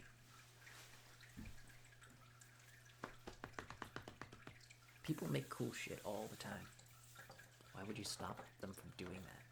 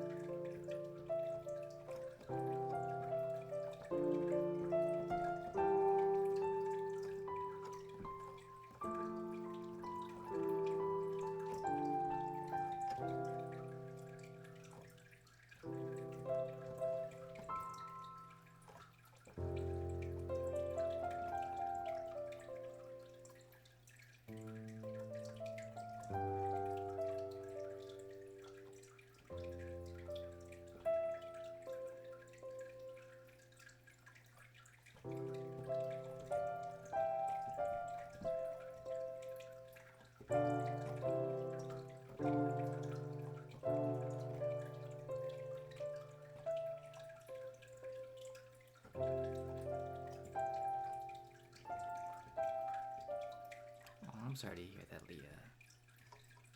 You should have put the stop button out. I would have stopped it. No political conversation at the dinner table. We have children here. How's it going, Miar?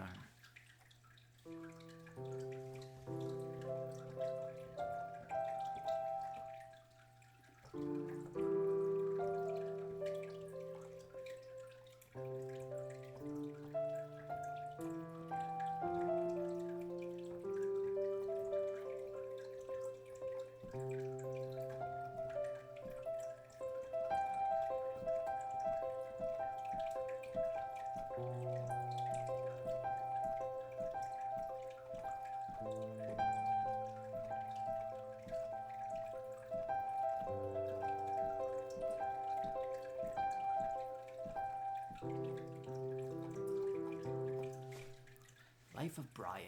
I haven't seen that. That was Monty Python, wasn't it?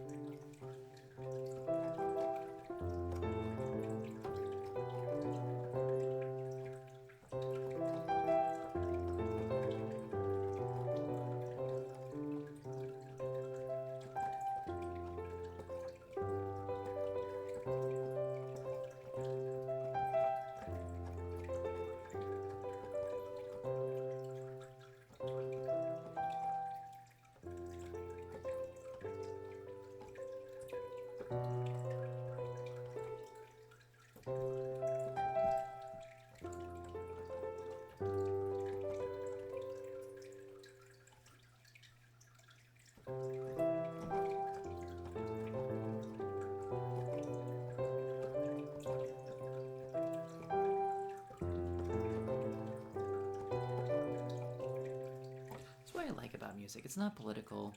It's just pure emotion. It's rhythm and temptation. Maybe not so much temptation. You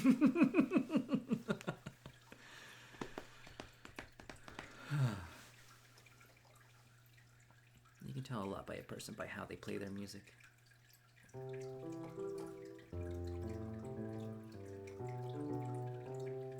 Even if they're like amateurs. Like, this is very whimsical, but you also hear my dramatic side.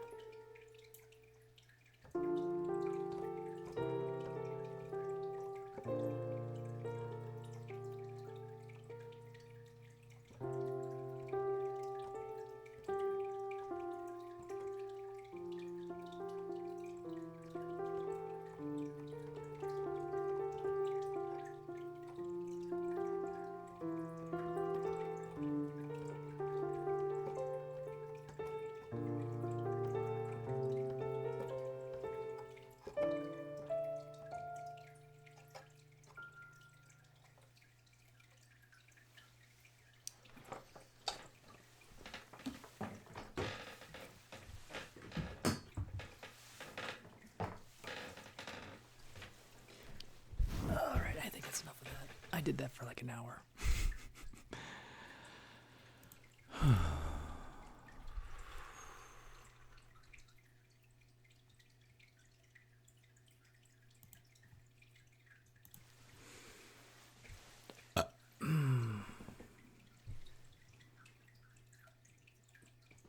Blessed are the cheesemakers. What did he tell everyone to make them so mad? He said, be kind to each other. Well, that'll do it.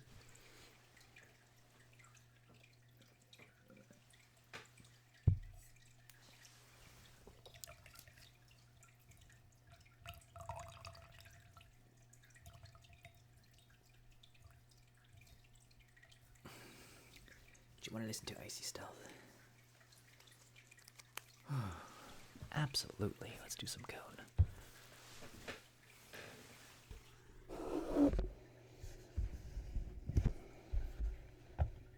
And I don't even need to use the restroom.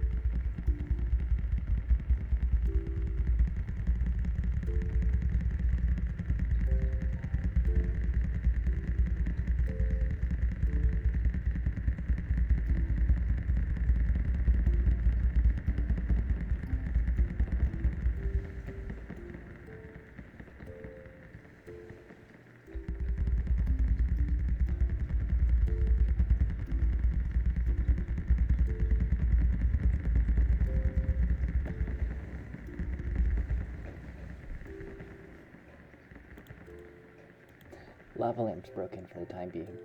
I need a new light bulb. I tripped over the cord and knocked it off the table. Exactly the thing I was afraid I was going to do. This is why I store it away somewhere at night, and so I don't like trip over it. So it'll be gone until I get light bulbs from Amazon. I'm researching them. Like there's like, I need like there's some actually better light bulbs I can get. There's like reflective ones, so it's like single directional. It's not like omnidirectional, so that might be fun. So like I'm going to upgrade the lava lamp.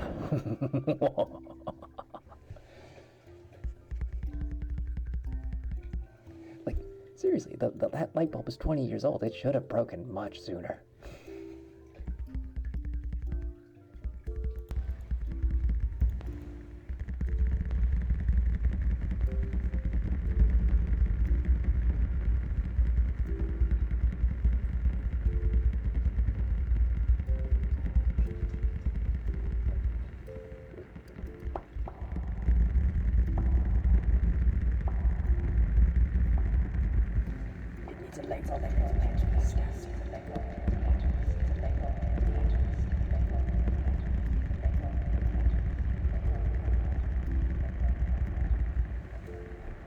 This is the Thunder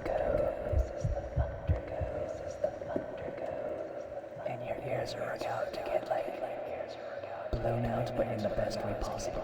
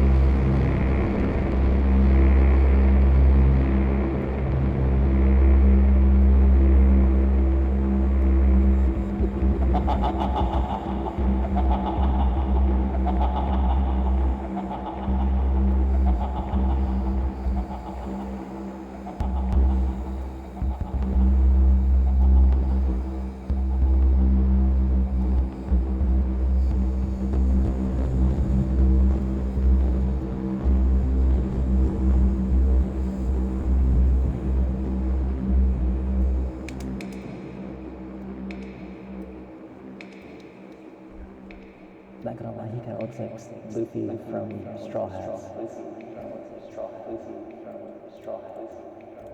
One Piece, Straw Hat Luffy.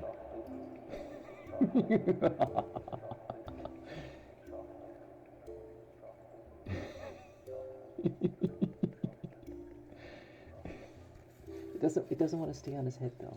I like it. It just doesn't want to. Yeah. So that has been there since the beginning, since I got ghosts. It was like I want an extra one in case one of the ghosts break. And the two ghosts are like different pitches, and that's why I like them.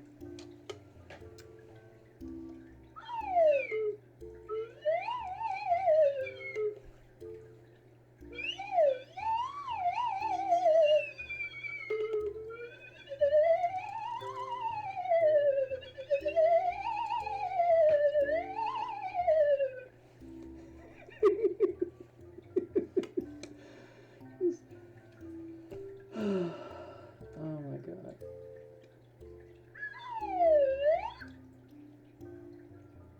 Anyways, what are you guys? I'm being ridiculous.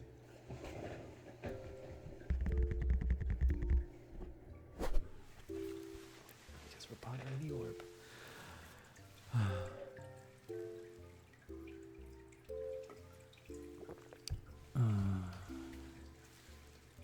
Put you there.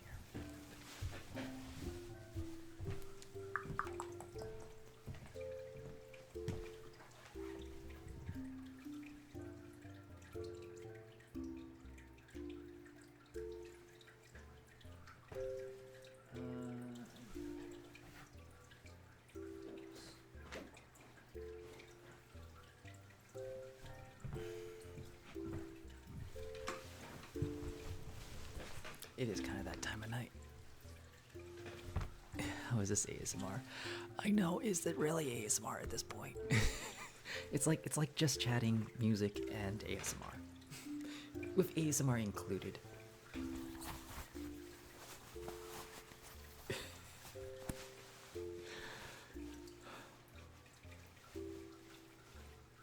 I think it's still ASMR.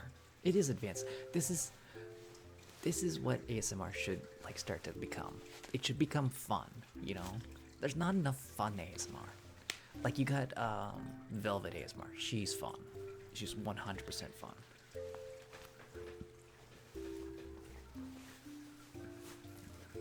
I think the theme of ASMR is still very alive in the majority of what I do here. Like soft talking, telling stories, but being a big goofball is a big part of this. And I would love it if there's more ASMRs who started being big goofballs too.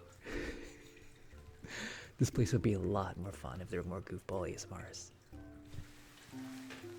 I know, the goofballs gotta overtake the, It also doesn't help that they pay the absolute worst in advertisements for ASMR.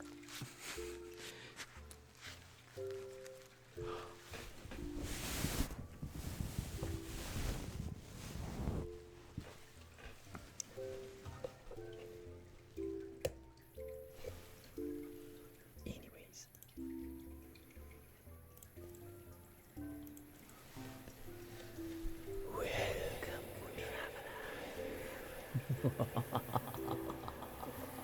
I see you have found me at last. Our little game of Shark and Minnow is finally over. Our little game of Ho-Ho Mark. Our little game of Cat and Mouse. Our little game of Find Paper. Our little game of what's in the envelope is finally over. And you have guessed correctly. It was indeed a blank piece of paper. I mailed it to myself last week. But you wouldn't know that.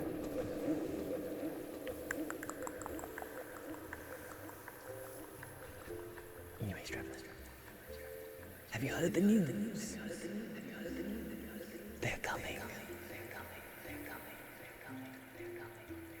You must prepare. Because they are coming. They're coming in the night. Next very night they will be here. You must prepare. You better watch out. You better not cry.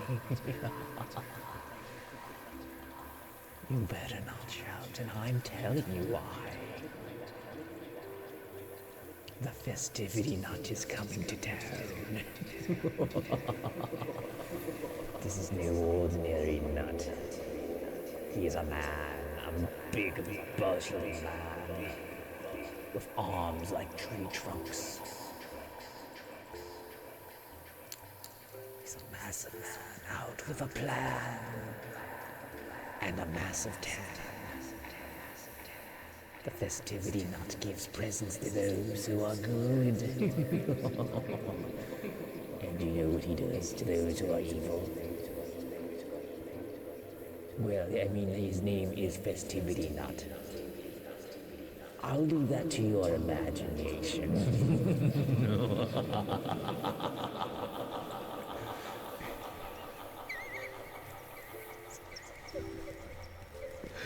You'll be unprepared for that encounter, I do believe. Have you been good this year, traveler?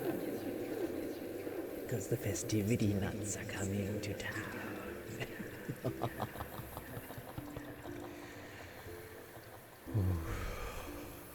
I dare shudder to think about what happened to the last person who was not good throughout the year. They can smell it in your soul.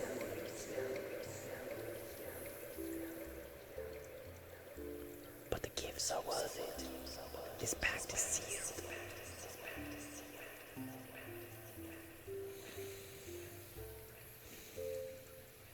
It was sealed the moment you set foot into town.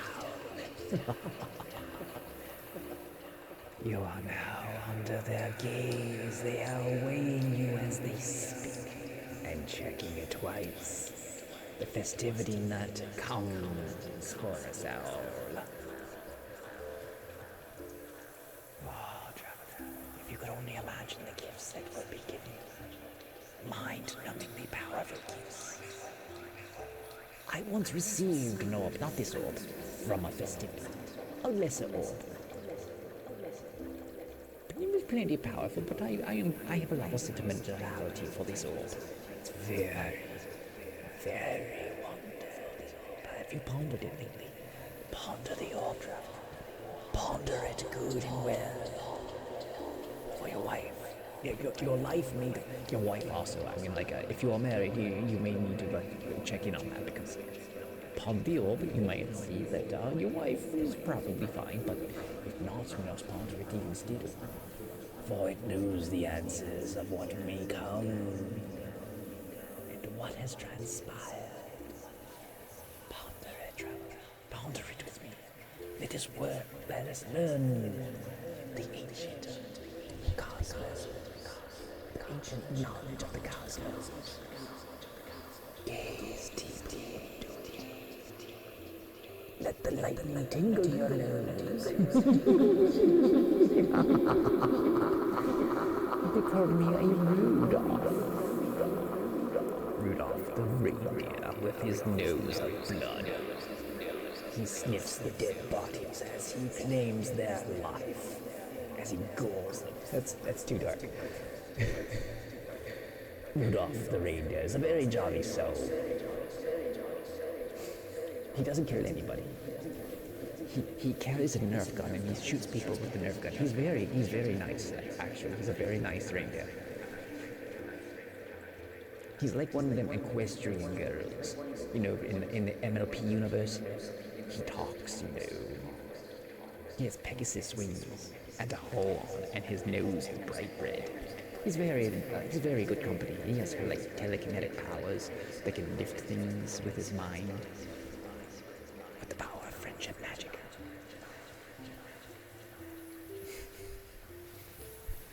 Anyways, traveler, do prepare for the festivity night. You must set a pair of nutcrackers beneath the festivity tree, as that is the custom. And if you're lucky, he will gift you with broken walnuts beneath it. You will know he was there by that sign, and other assortment of wondrous gifts to behold.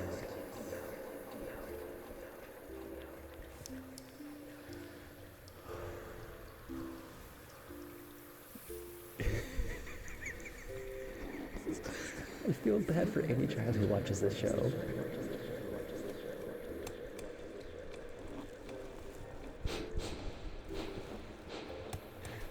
Goodbye, traveler. Farewell, and good luck on the festivity night, Eve. Many dreams have been known to come true.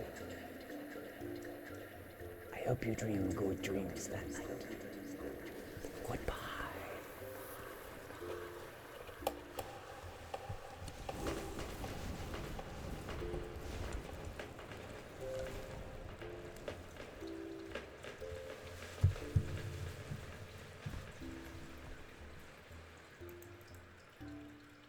The festivity orb is not for the faint of heart. Why should children be watching a mostly ear-licking channel anyways? Paw, I say. Oh, you're right. I need to tone down that creepy. I realized I was being like, Rudolph doesn't need to be that murderous. I don't need to make a murder. I don't need to make a murder hobo reindeer.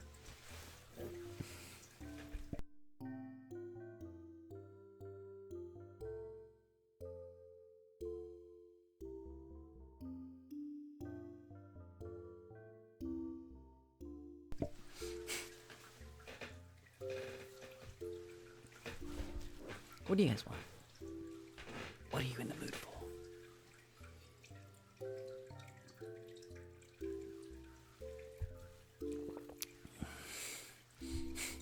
Oh my god, like...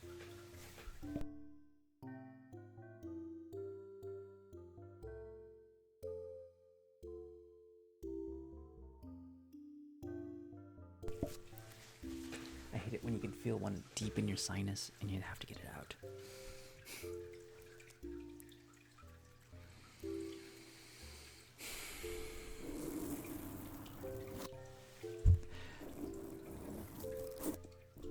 Every generation watches weird stuff. I don't think they're unique in that respect. There's just more social media these days. That's the part that gets scary.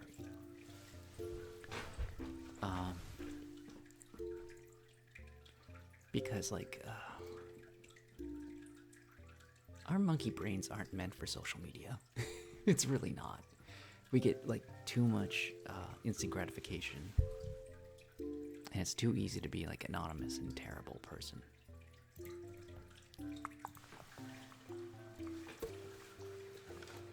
And we have a sense of belonging that we always want to meet. So, yeah, social media kind of is like crack.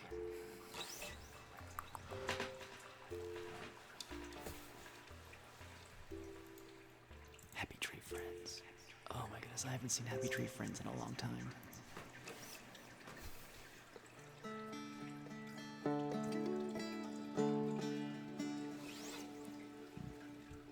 Yeah, I gotta tune it though.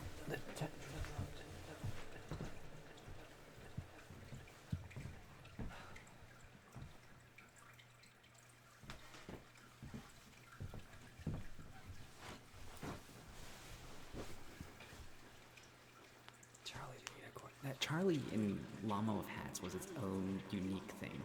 Mr. Pickle.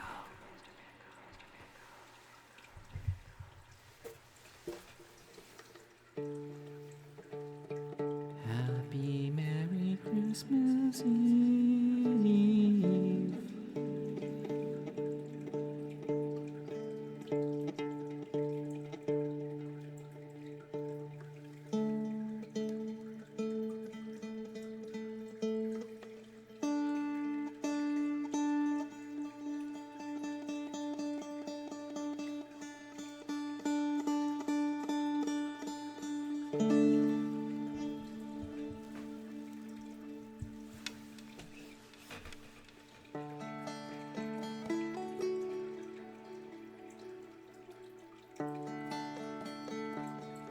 Oh, did you see that Llama with Hats has a new episode? It's the final episode. After all these years, we have a conclusion to the Llama with Hats. I believe it came out this year. Either this year or last year. It's very new.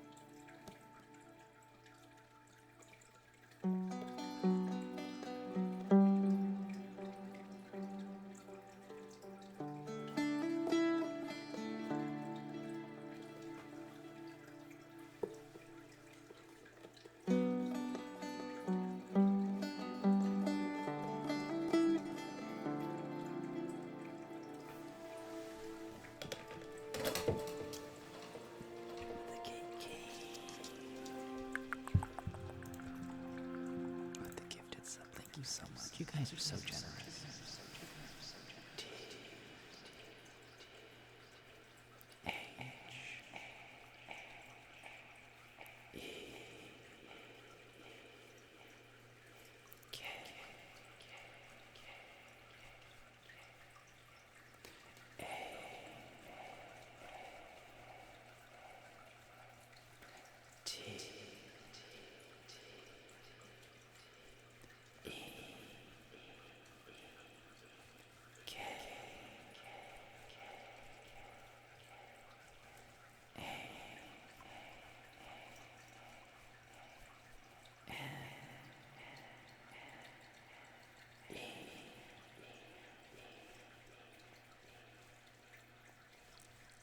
So much for the gift. It's really nice. Do you want me to just keep giving you mini traces? Does that look good? We can keep giving mini traces all night.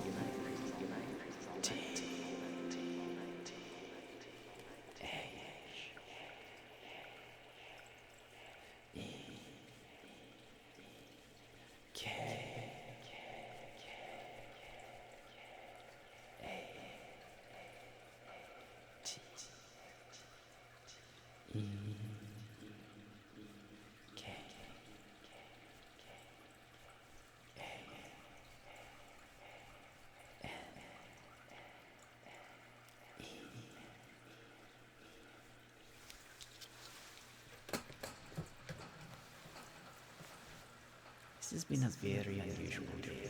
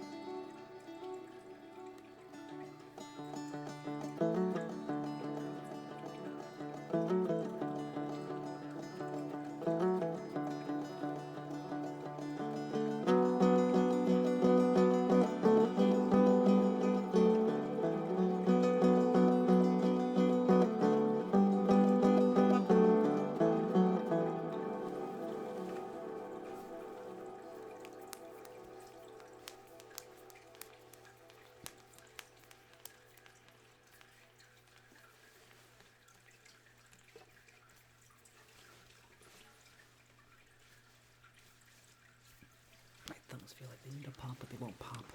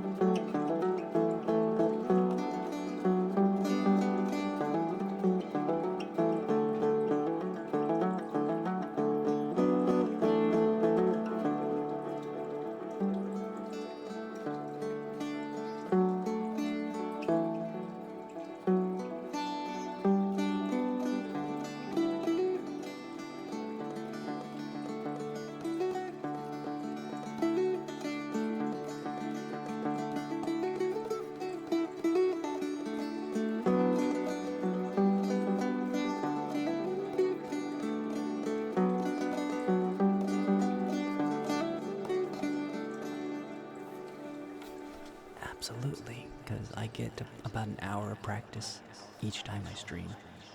Roughly, maybe more.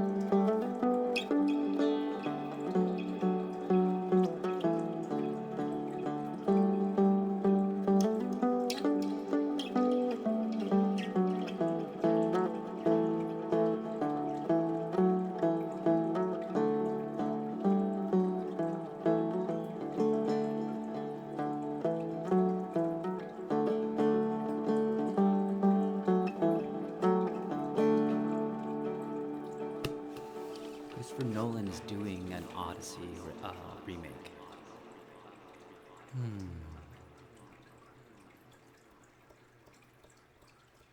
It's going to be interesting. The Odyssey itself is an interesting tale.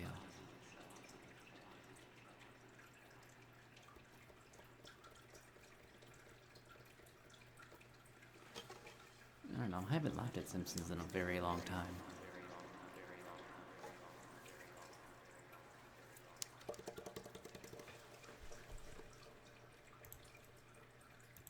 Some theorize that the last Simpson episode was the one where the real Seymour Skinner came home.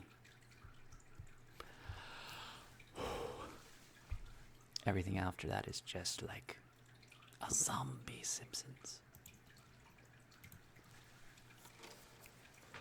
How's it going? Empty cold water bottle.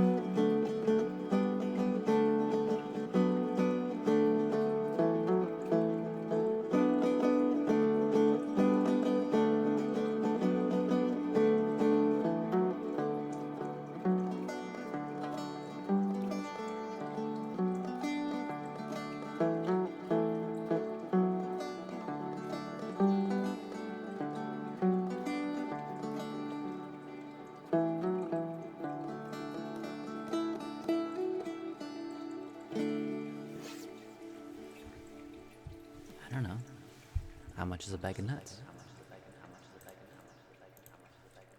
How much is a festivity nut worth? About a bag of nuts. Nuts in your mouth.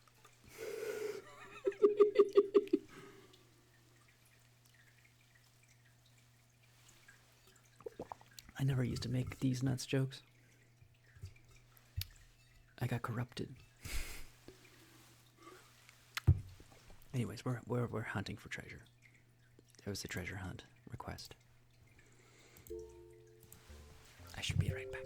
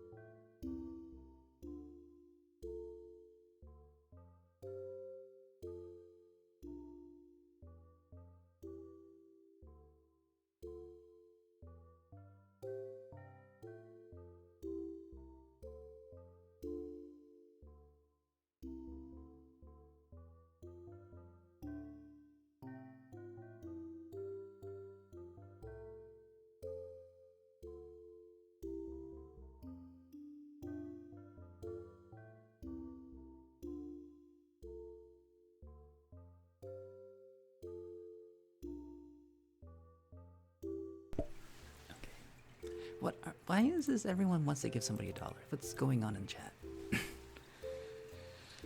Anyways, I got a poster from my childhood. Anybody want to guess what this childhood poster is?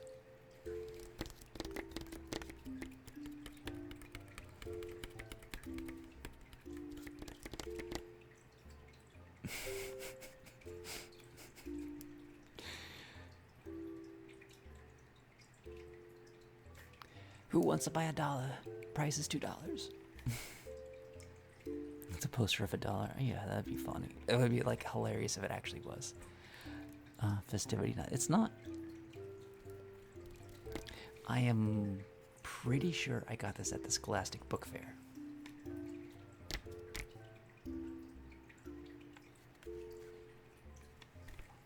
You might be able to figure out if it's definitely not Fortnite. It's not the Magic School Bus. It's not Garfield. If you can get like the ballpark of what it is, I'll show you. It's like hiking trail. No.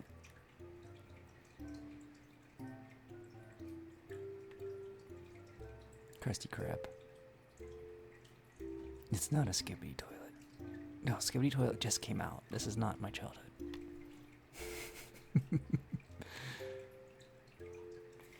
Captain Underpants. It is not Captain Underpants. That's a fun guess though.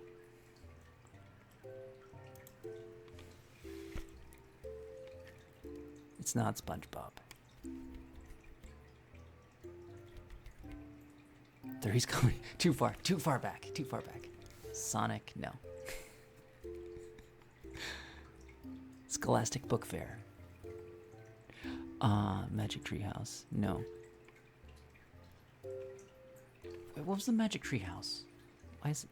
Goosebumps is a good guess. That's a very good guess. It's not Minecraft. It's an alphabet chart or a Pee Wee Herman. It's not a Pee Wee Herman. It's not a movie poster either. What's something you see a lot at? Well, I guess you wouldn't know if you had never been to a Scholastic Book Fair. I think if everybody's out of hints, do you guys want to keep guessing, or do you want to like just let me show you? I'm gonna see if you can get me a channel. Is it a book? It's not a book. It's not Carrie's book, George.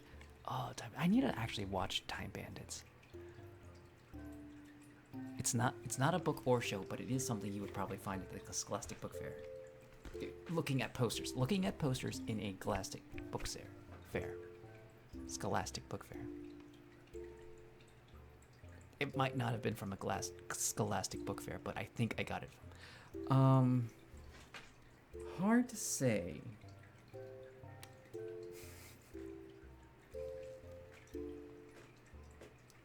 It's not Bumblebee. It's not a cat hanging from a tree. It's not Avengers. I was not into comic books when I was a kid. Closer, Zoo Picks. That's a good guess. It is actually something. It is something also generic.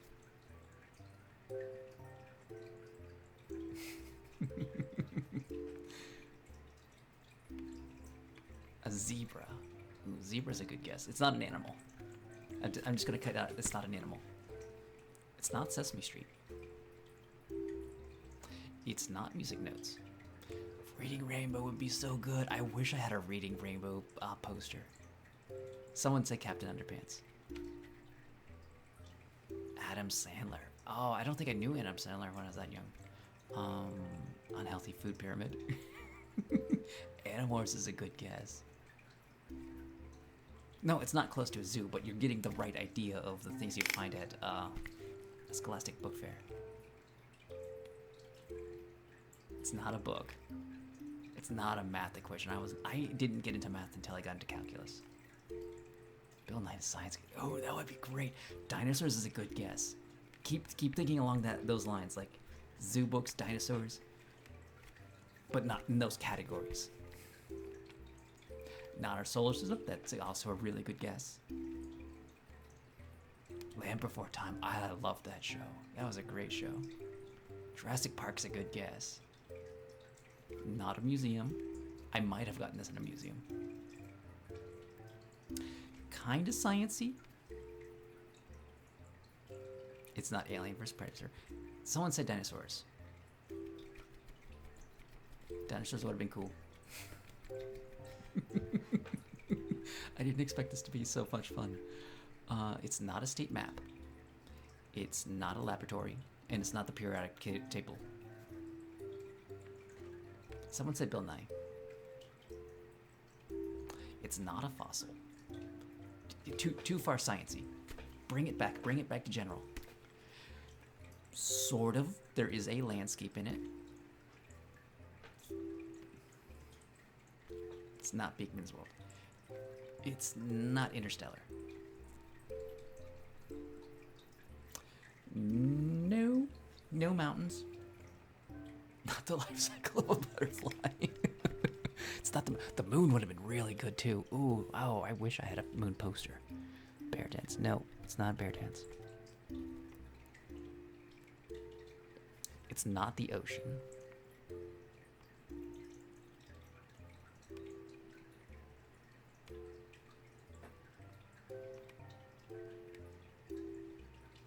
It's not of the forest either.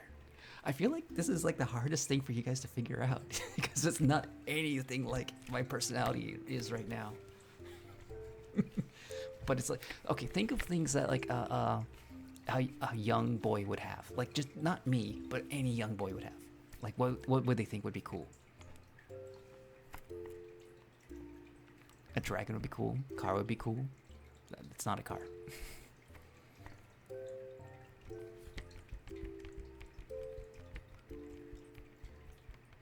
Someone said Jurassic Park.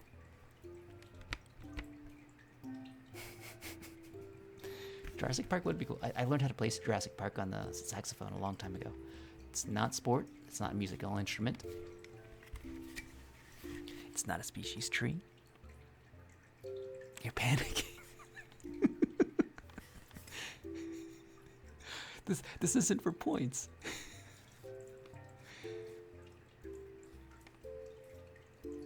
Oh, to be fair, I wasn't a normal boy either.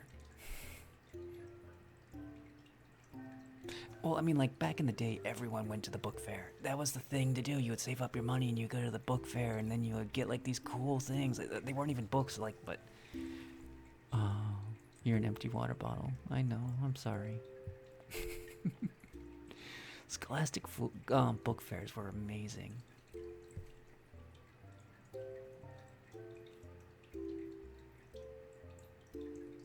Peculiar kid, no. A carnival, no. Do you guys just give up already? Like, I already said, like, you guys can give up. It's fine. I can just show you. I think you're having more fun guessing than it is what it actually is. John Cena. It's not John Cena. I wouldn't say it's spacey, but along those lines. We're trying to guess what this is. It's a poster. Like something you get at a museum or a book fair. Like Scholastic Book Fair. It's not a volcano, not a telescope. It's not of Earth.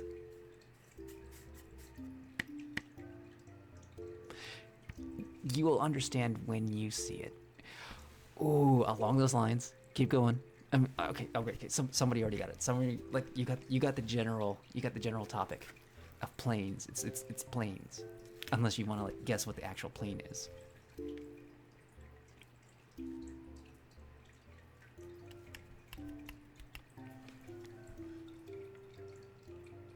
I don't know the name of this plane either. I used to know. It's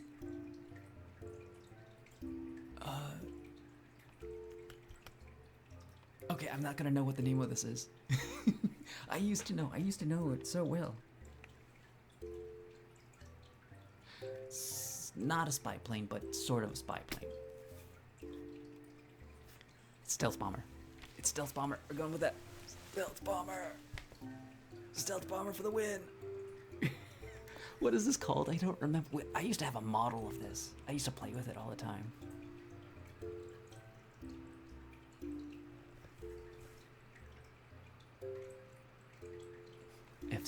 F117.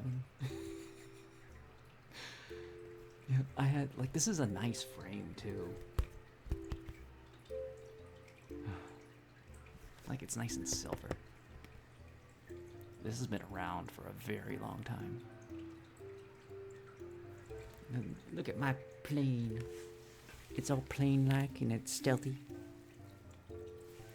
Nighthawk. Yeah, that's a cool name.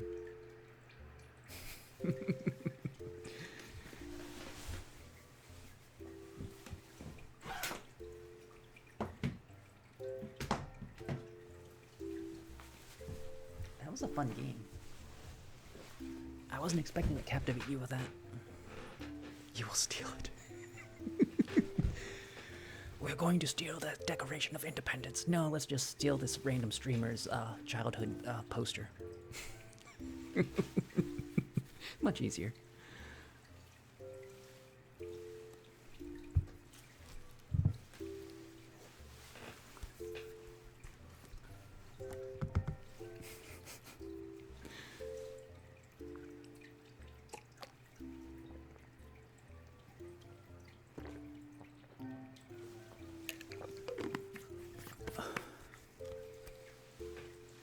I do not have a poster of you, but I do have an empty water bottle. And it is pretty cold. It glows in the dark, by the way.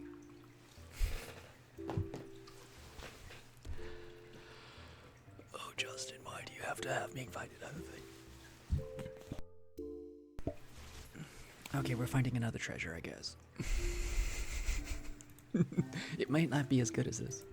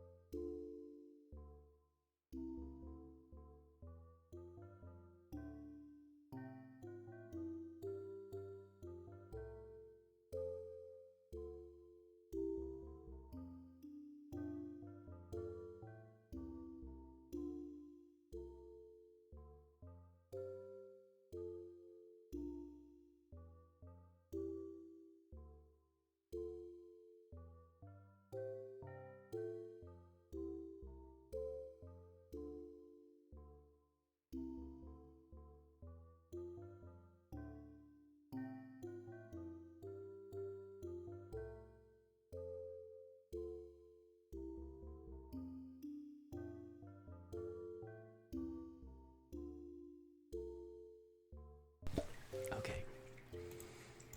That's the wrong button.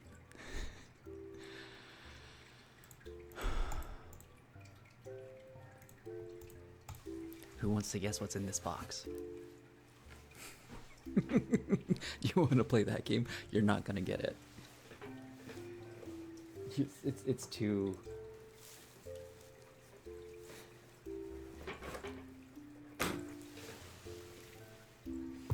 It's too obscure. Another box. Do you hear that? Does that give you a clue?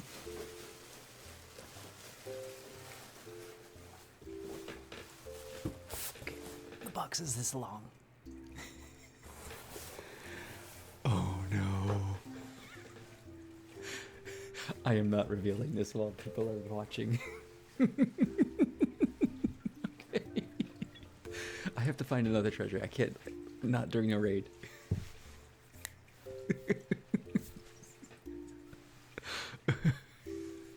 Okay.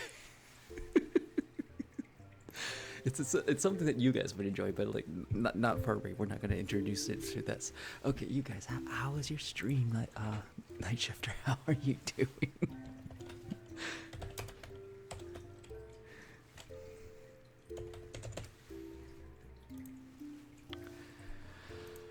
Oh my. Okay. Oh, Mass Destructor Deemed one too. Okay. Well, we'll reveal it later. How was your stream? Oh my goodness. Okay. Those who are new, my name is Lav. I play a bunch of different instruments. We also do a lot of silly things, and we actually do ASMR as well. So if you want to listen to a particular sound, I have a menu, exclamation point menu, where you can pick out a sound, and we will do it. Otherwise, if you want to summon a tiny little ghost at the bottom, it's exclamation point ghost. And if you want to change your little ghost's hat, you can do exclamation point hat plus a number. From 0 to 27, we have 27 hats for the ghosts right now. Otherwise, sit back and enjoy. We're kind of being goofy right now. And I need to put these scissors back.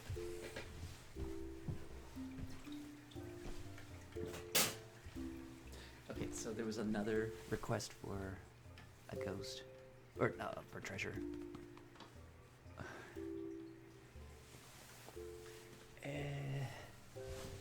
I'm gonna do the treasure hunt in a little bit. I think you guys rather have like something soothing for the raid.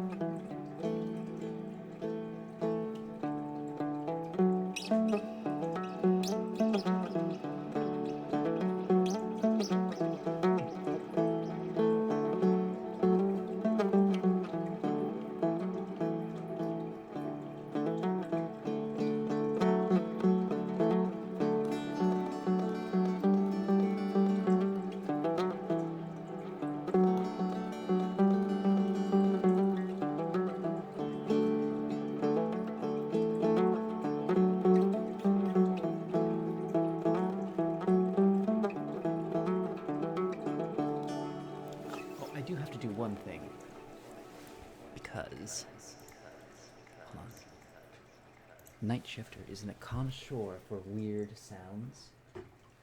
I have to do some Thundercone with some Thunder Ghosts. Just for Night Shifter, so he knows what it is. Just for Night Shifter, so he knows what it is. Just for Night Shifter, so he knows what it is.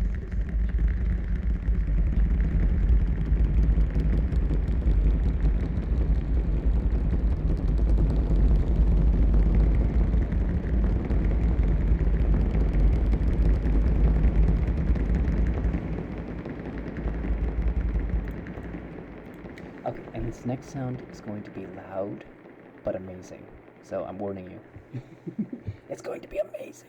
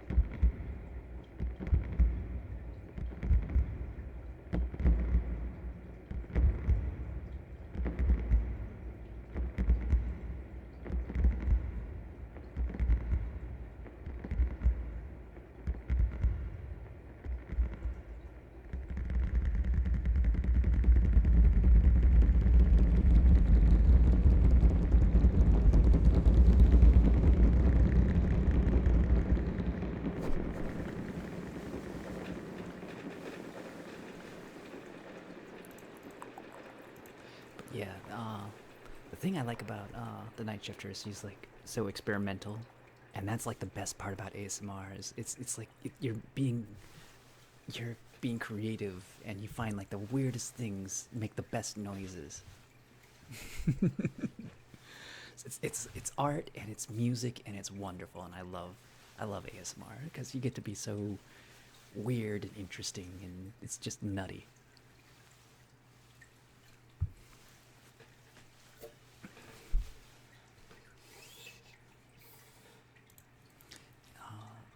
And of course, my favorite ASMR, because that's the one that actually gives me triggers, is music. So music ASMR is like my favorite, honestly. Like a lot of ASMR I appreciate and I like it's soothing, but like things that actually give me ASMR is music. 100% belongs in the category.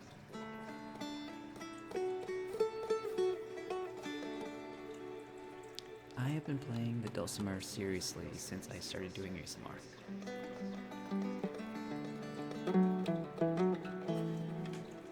So, almost 4 years. And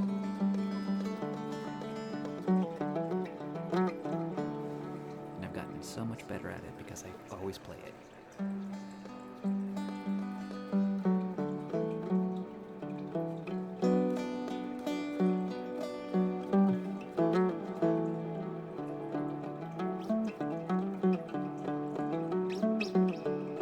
I have not seen Mystic Village. There's a million artists that I don't know. And it's like you only get so much time in a day.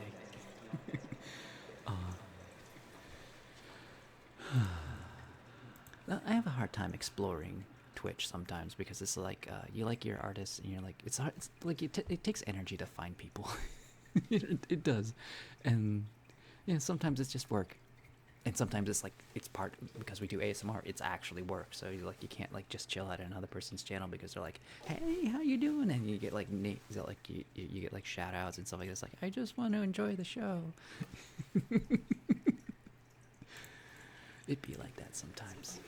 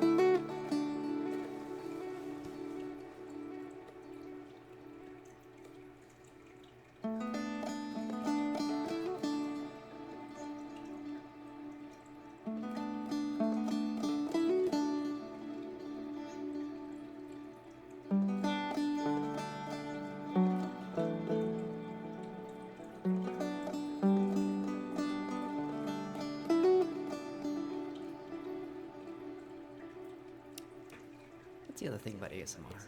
It's not a competition, not between streamers.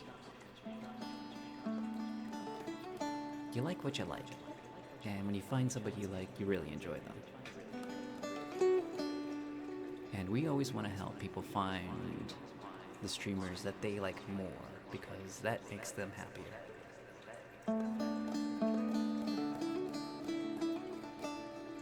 The same was true when I was a massage therapist because yeah, you would have your clients and sometimes you would like suggest them over to people that they would enjoy more. What's important is they got the treatment and they got the therapist that they liked more. Because then they would like also recommend people over to me. And it's like it goes back and forth, you know? And it's better to have people where they want to be rather than force somebody to be somewhere where they don't, because if they relax more with one therapist over another, then I think everybody wins.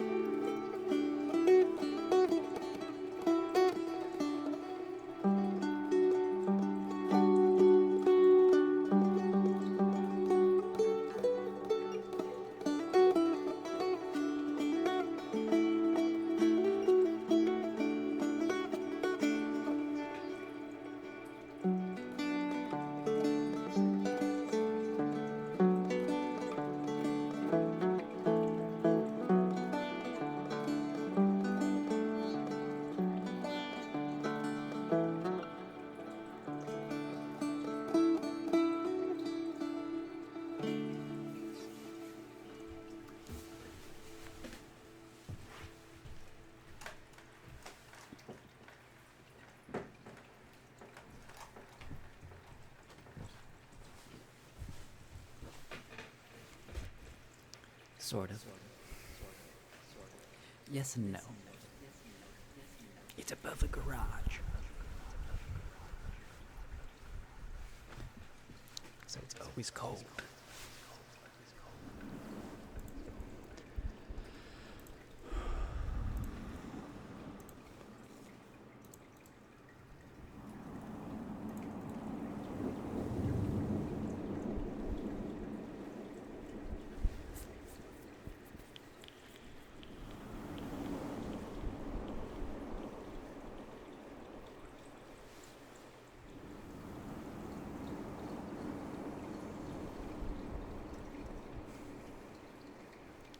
I'm not going to describe it anymore for internet safety.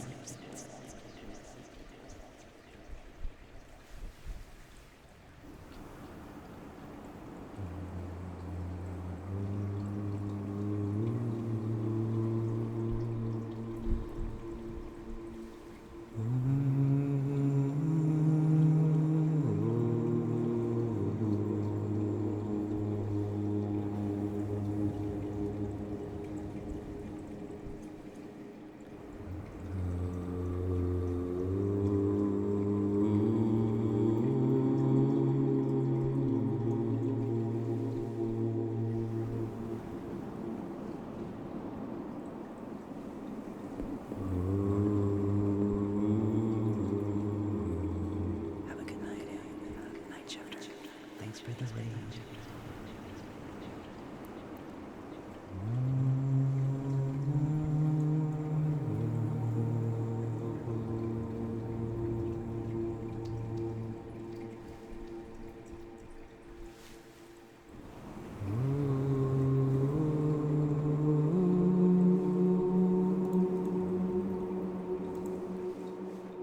Anyone who tells you their favorite Star Wars movie is not one of the original three, they're lying to you.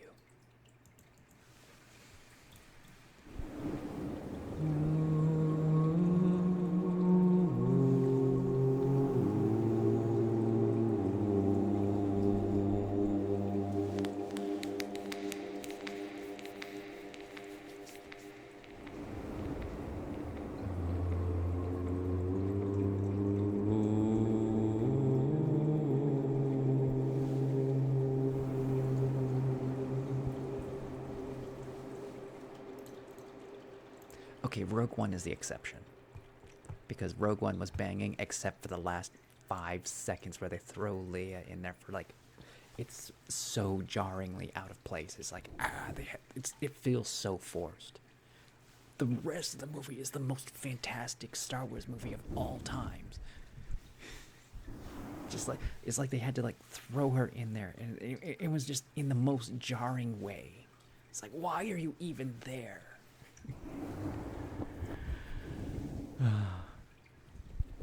Okay, you know that the 1 through 3, they're amazing for meme reasons. Nothing better. I mean, there's moments in them. Hello, Kenobi. Hello, General Kenobi. I have the high ground. There's so many memeable moments in the first, like 1, 2, and 3. They're amazing for that reason. They're not good movies. I do not sit down and enjoy them talking about Senate. That's not fun for me.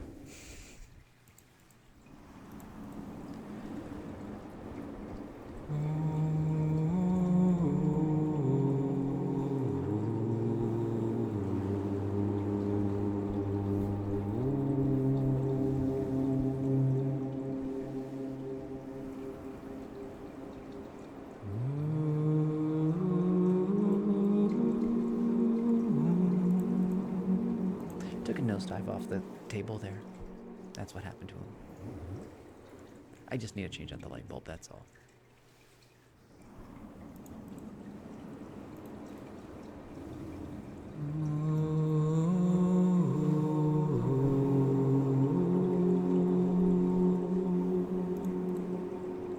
To be fair, the light bulb was 20 years old. Okay, that's not canon, but it is amazing fan theory. And I love that he's like a Sith Lord. or he's like a fallen Jedi in secret, and he's vowed never to pick up a lightsaber again, because there was like that hint in there. Is like he like defeats droids by like picking up Obi-Wan's lightsaber off camera. Is like, and then he's like, as soon as Obi-Wan rejoins the fight, he's like, looks at Jar Jar and he's looking serious, and then he drops it and like acts his goofy self. Is like, I love that idea, that fan theory. Like he was a Sith Lord, but he took a vow of never again shall I become the dark side.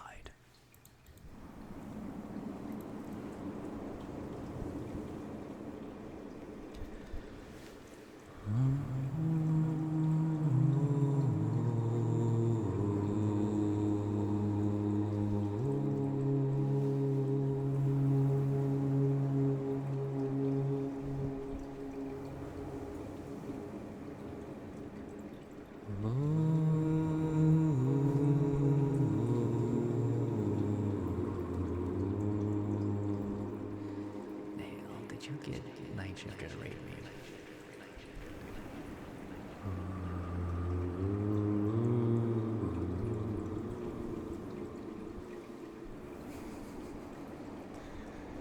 I guess that's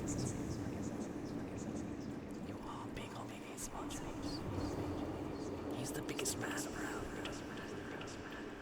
The chess master playing his new game. He's playing with chess with the ace moss on the board. My hair was being weird.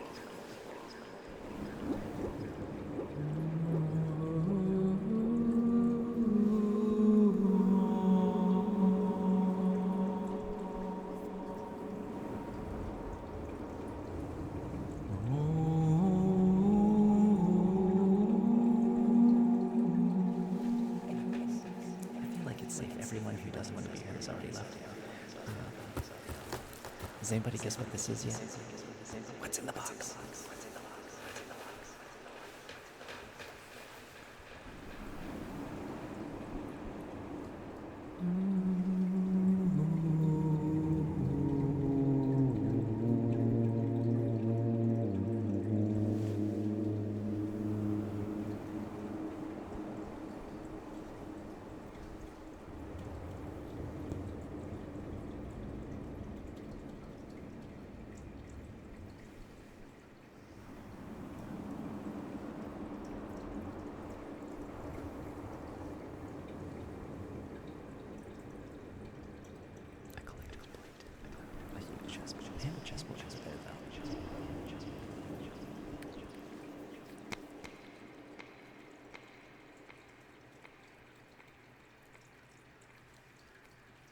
That's true. ASMR's do get on the late night shift. Self-Botox. Chessport's rather nice.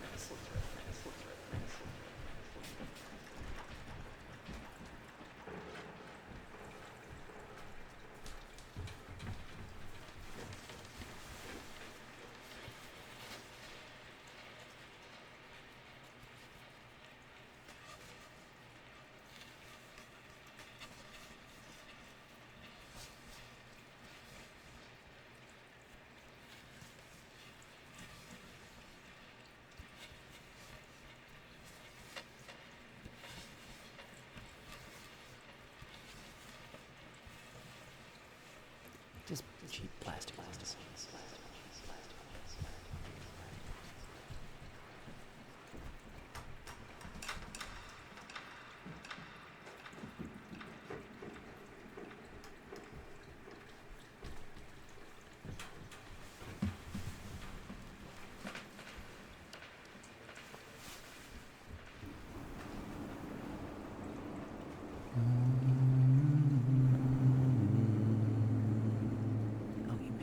Chess pieces on your range.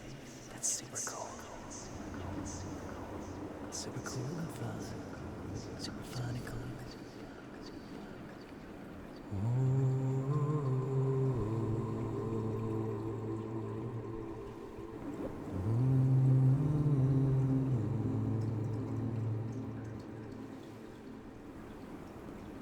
Have a good night, chess master.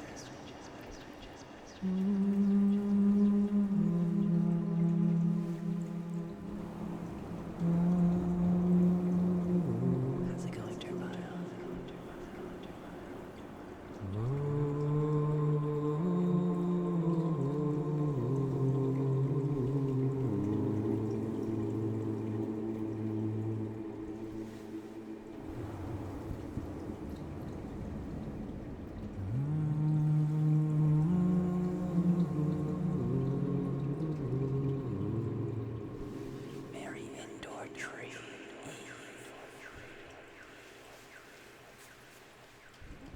And a happy candle holder.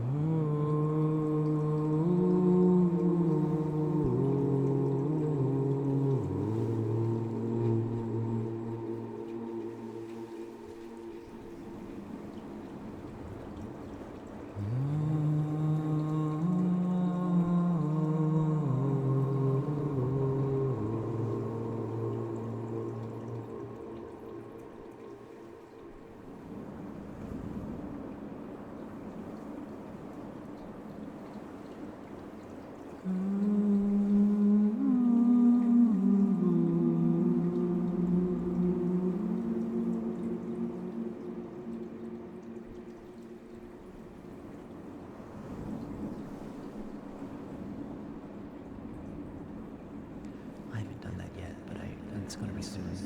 It's been getting really cold in here. If I wasn't wearing like a ton of layers right now. I got my orange. I got my fleece.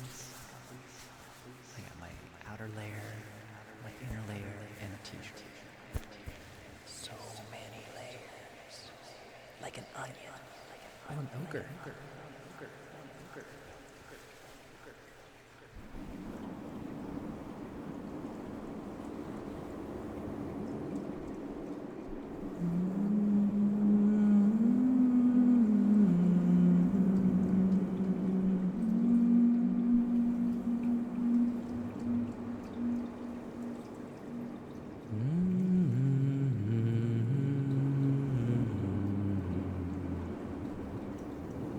Good evening, Narelle.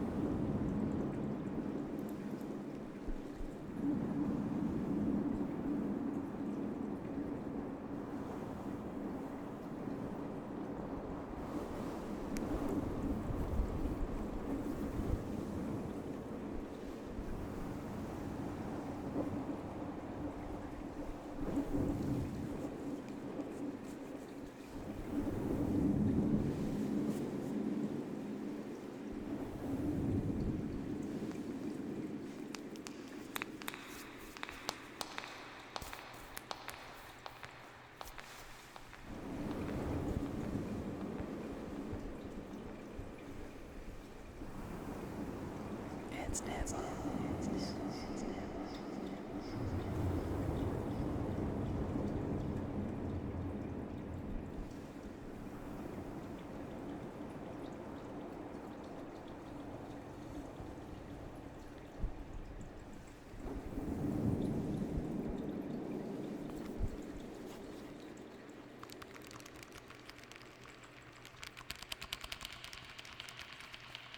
Absolutely have a cat here.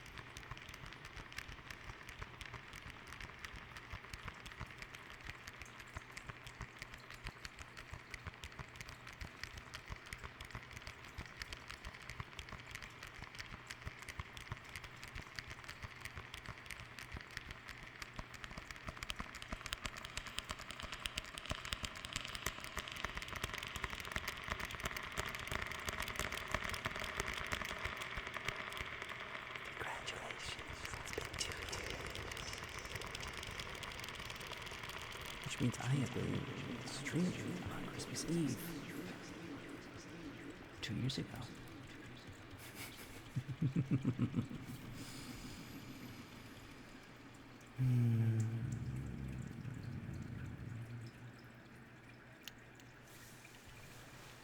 Everybody was curious what was in the box.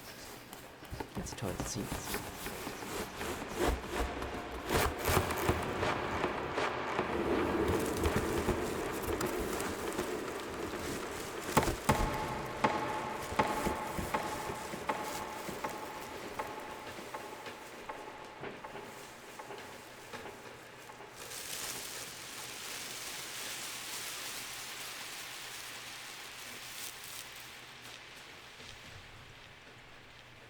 It's not a crappy gift if your old one broke.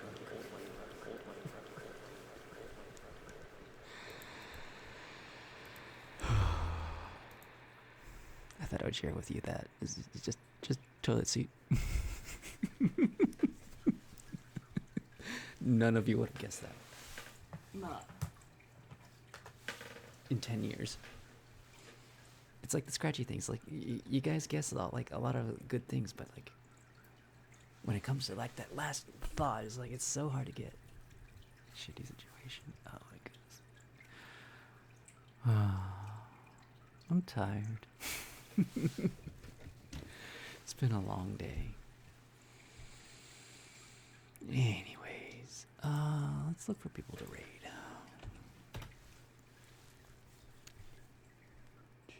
We got Pisces, Hellzone. Peeboo's doing her Christmas thing. Fireside's a rerun. Is loading ASMR on? I don't have him followed. I need to follow him. Why is this speaking? Why is this speaking? Oh my goodness. The hazards of getting a new computer. You have to put all your presets on there.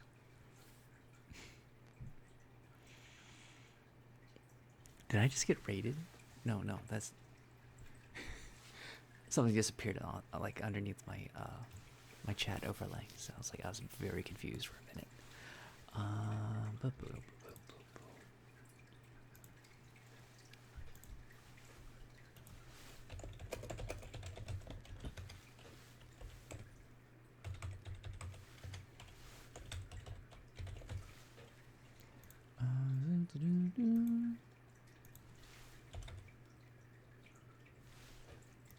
do I spell that?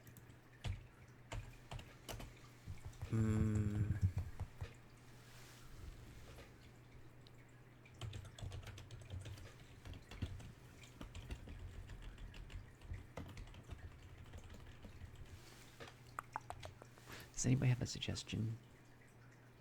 Okay, I'm gonna turn this off so I can look at things.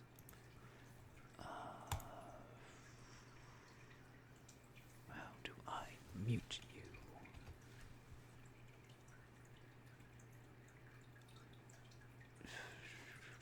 There it is. There it goes. There it goes. All right.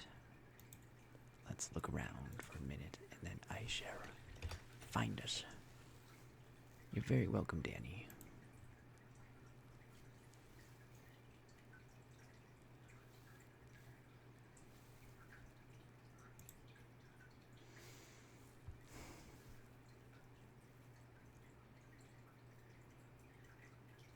I guess a lot of people wouldn't be on the night before Christmas.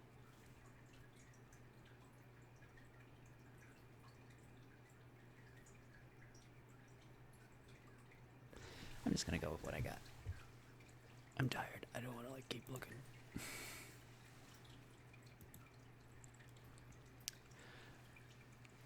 Dave Chili Dog, I'm in the stream. Oh, you were like 1 second too late. Ishikori. I could have had that. I gotta go to sleep. It is 4 a.m.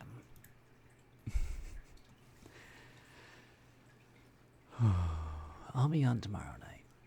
Unless, barring some crazy things. So, may you be happy, may you be healthy, may you be peaceful, and may you be safe. May everyone watch you be happy, may everyone watch you be healthy, may everyone watch you be peaceful, and may everyone watch you be safe. May all things be happy, may all things be healthy, may all things be peaceful, and may all things be safe.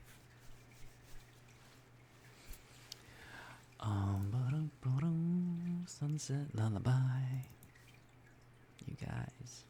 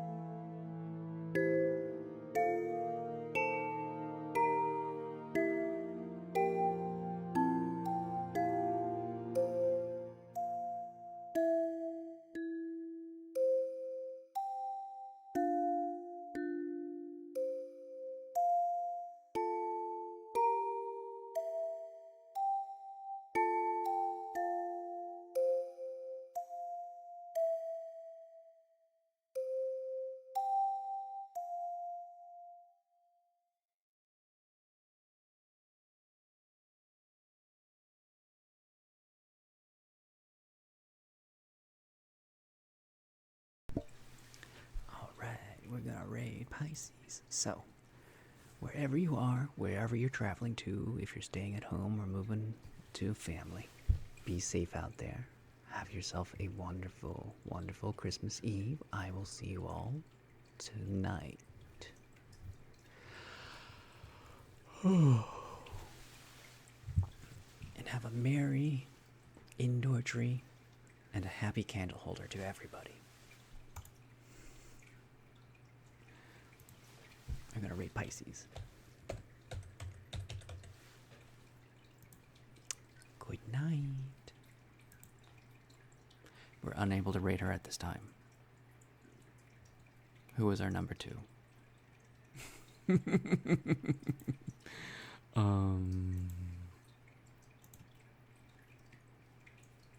Nobody voted for anybody else. Oh no. They might raid me. Oh wait, no, I have raids disabled.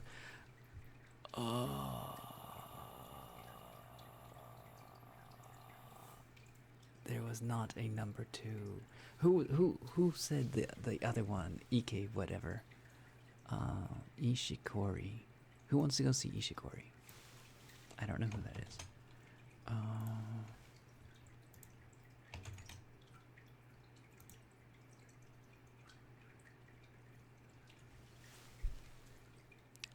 You know what? We're rating Ishikori. She's a VTuber. I mean, like, if she's got good triggers and it's not like crazy and gross, then it's super cool. We're gonna do it. We're gonna rate Ishikori. You guys have a good night. I will see you all later.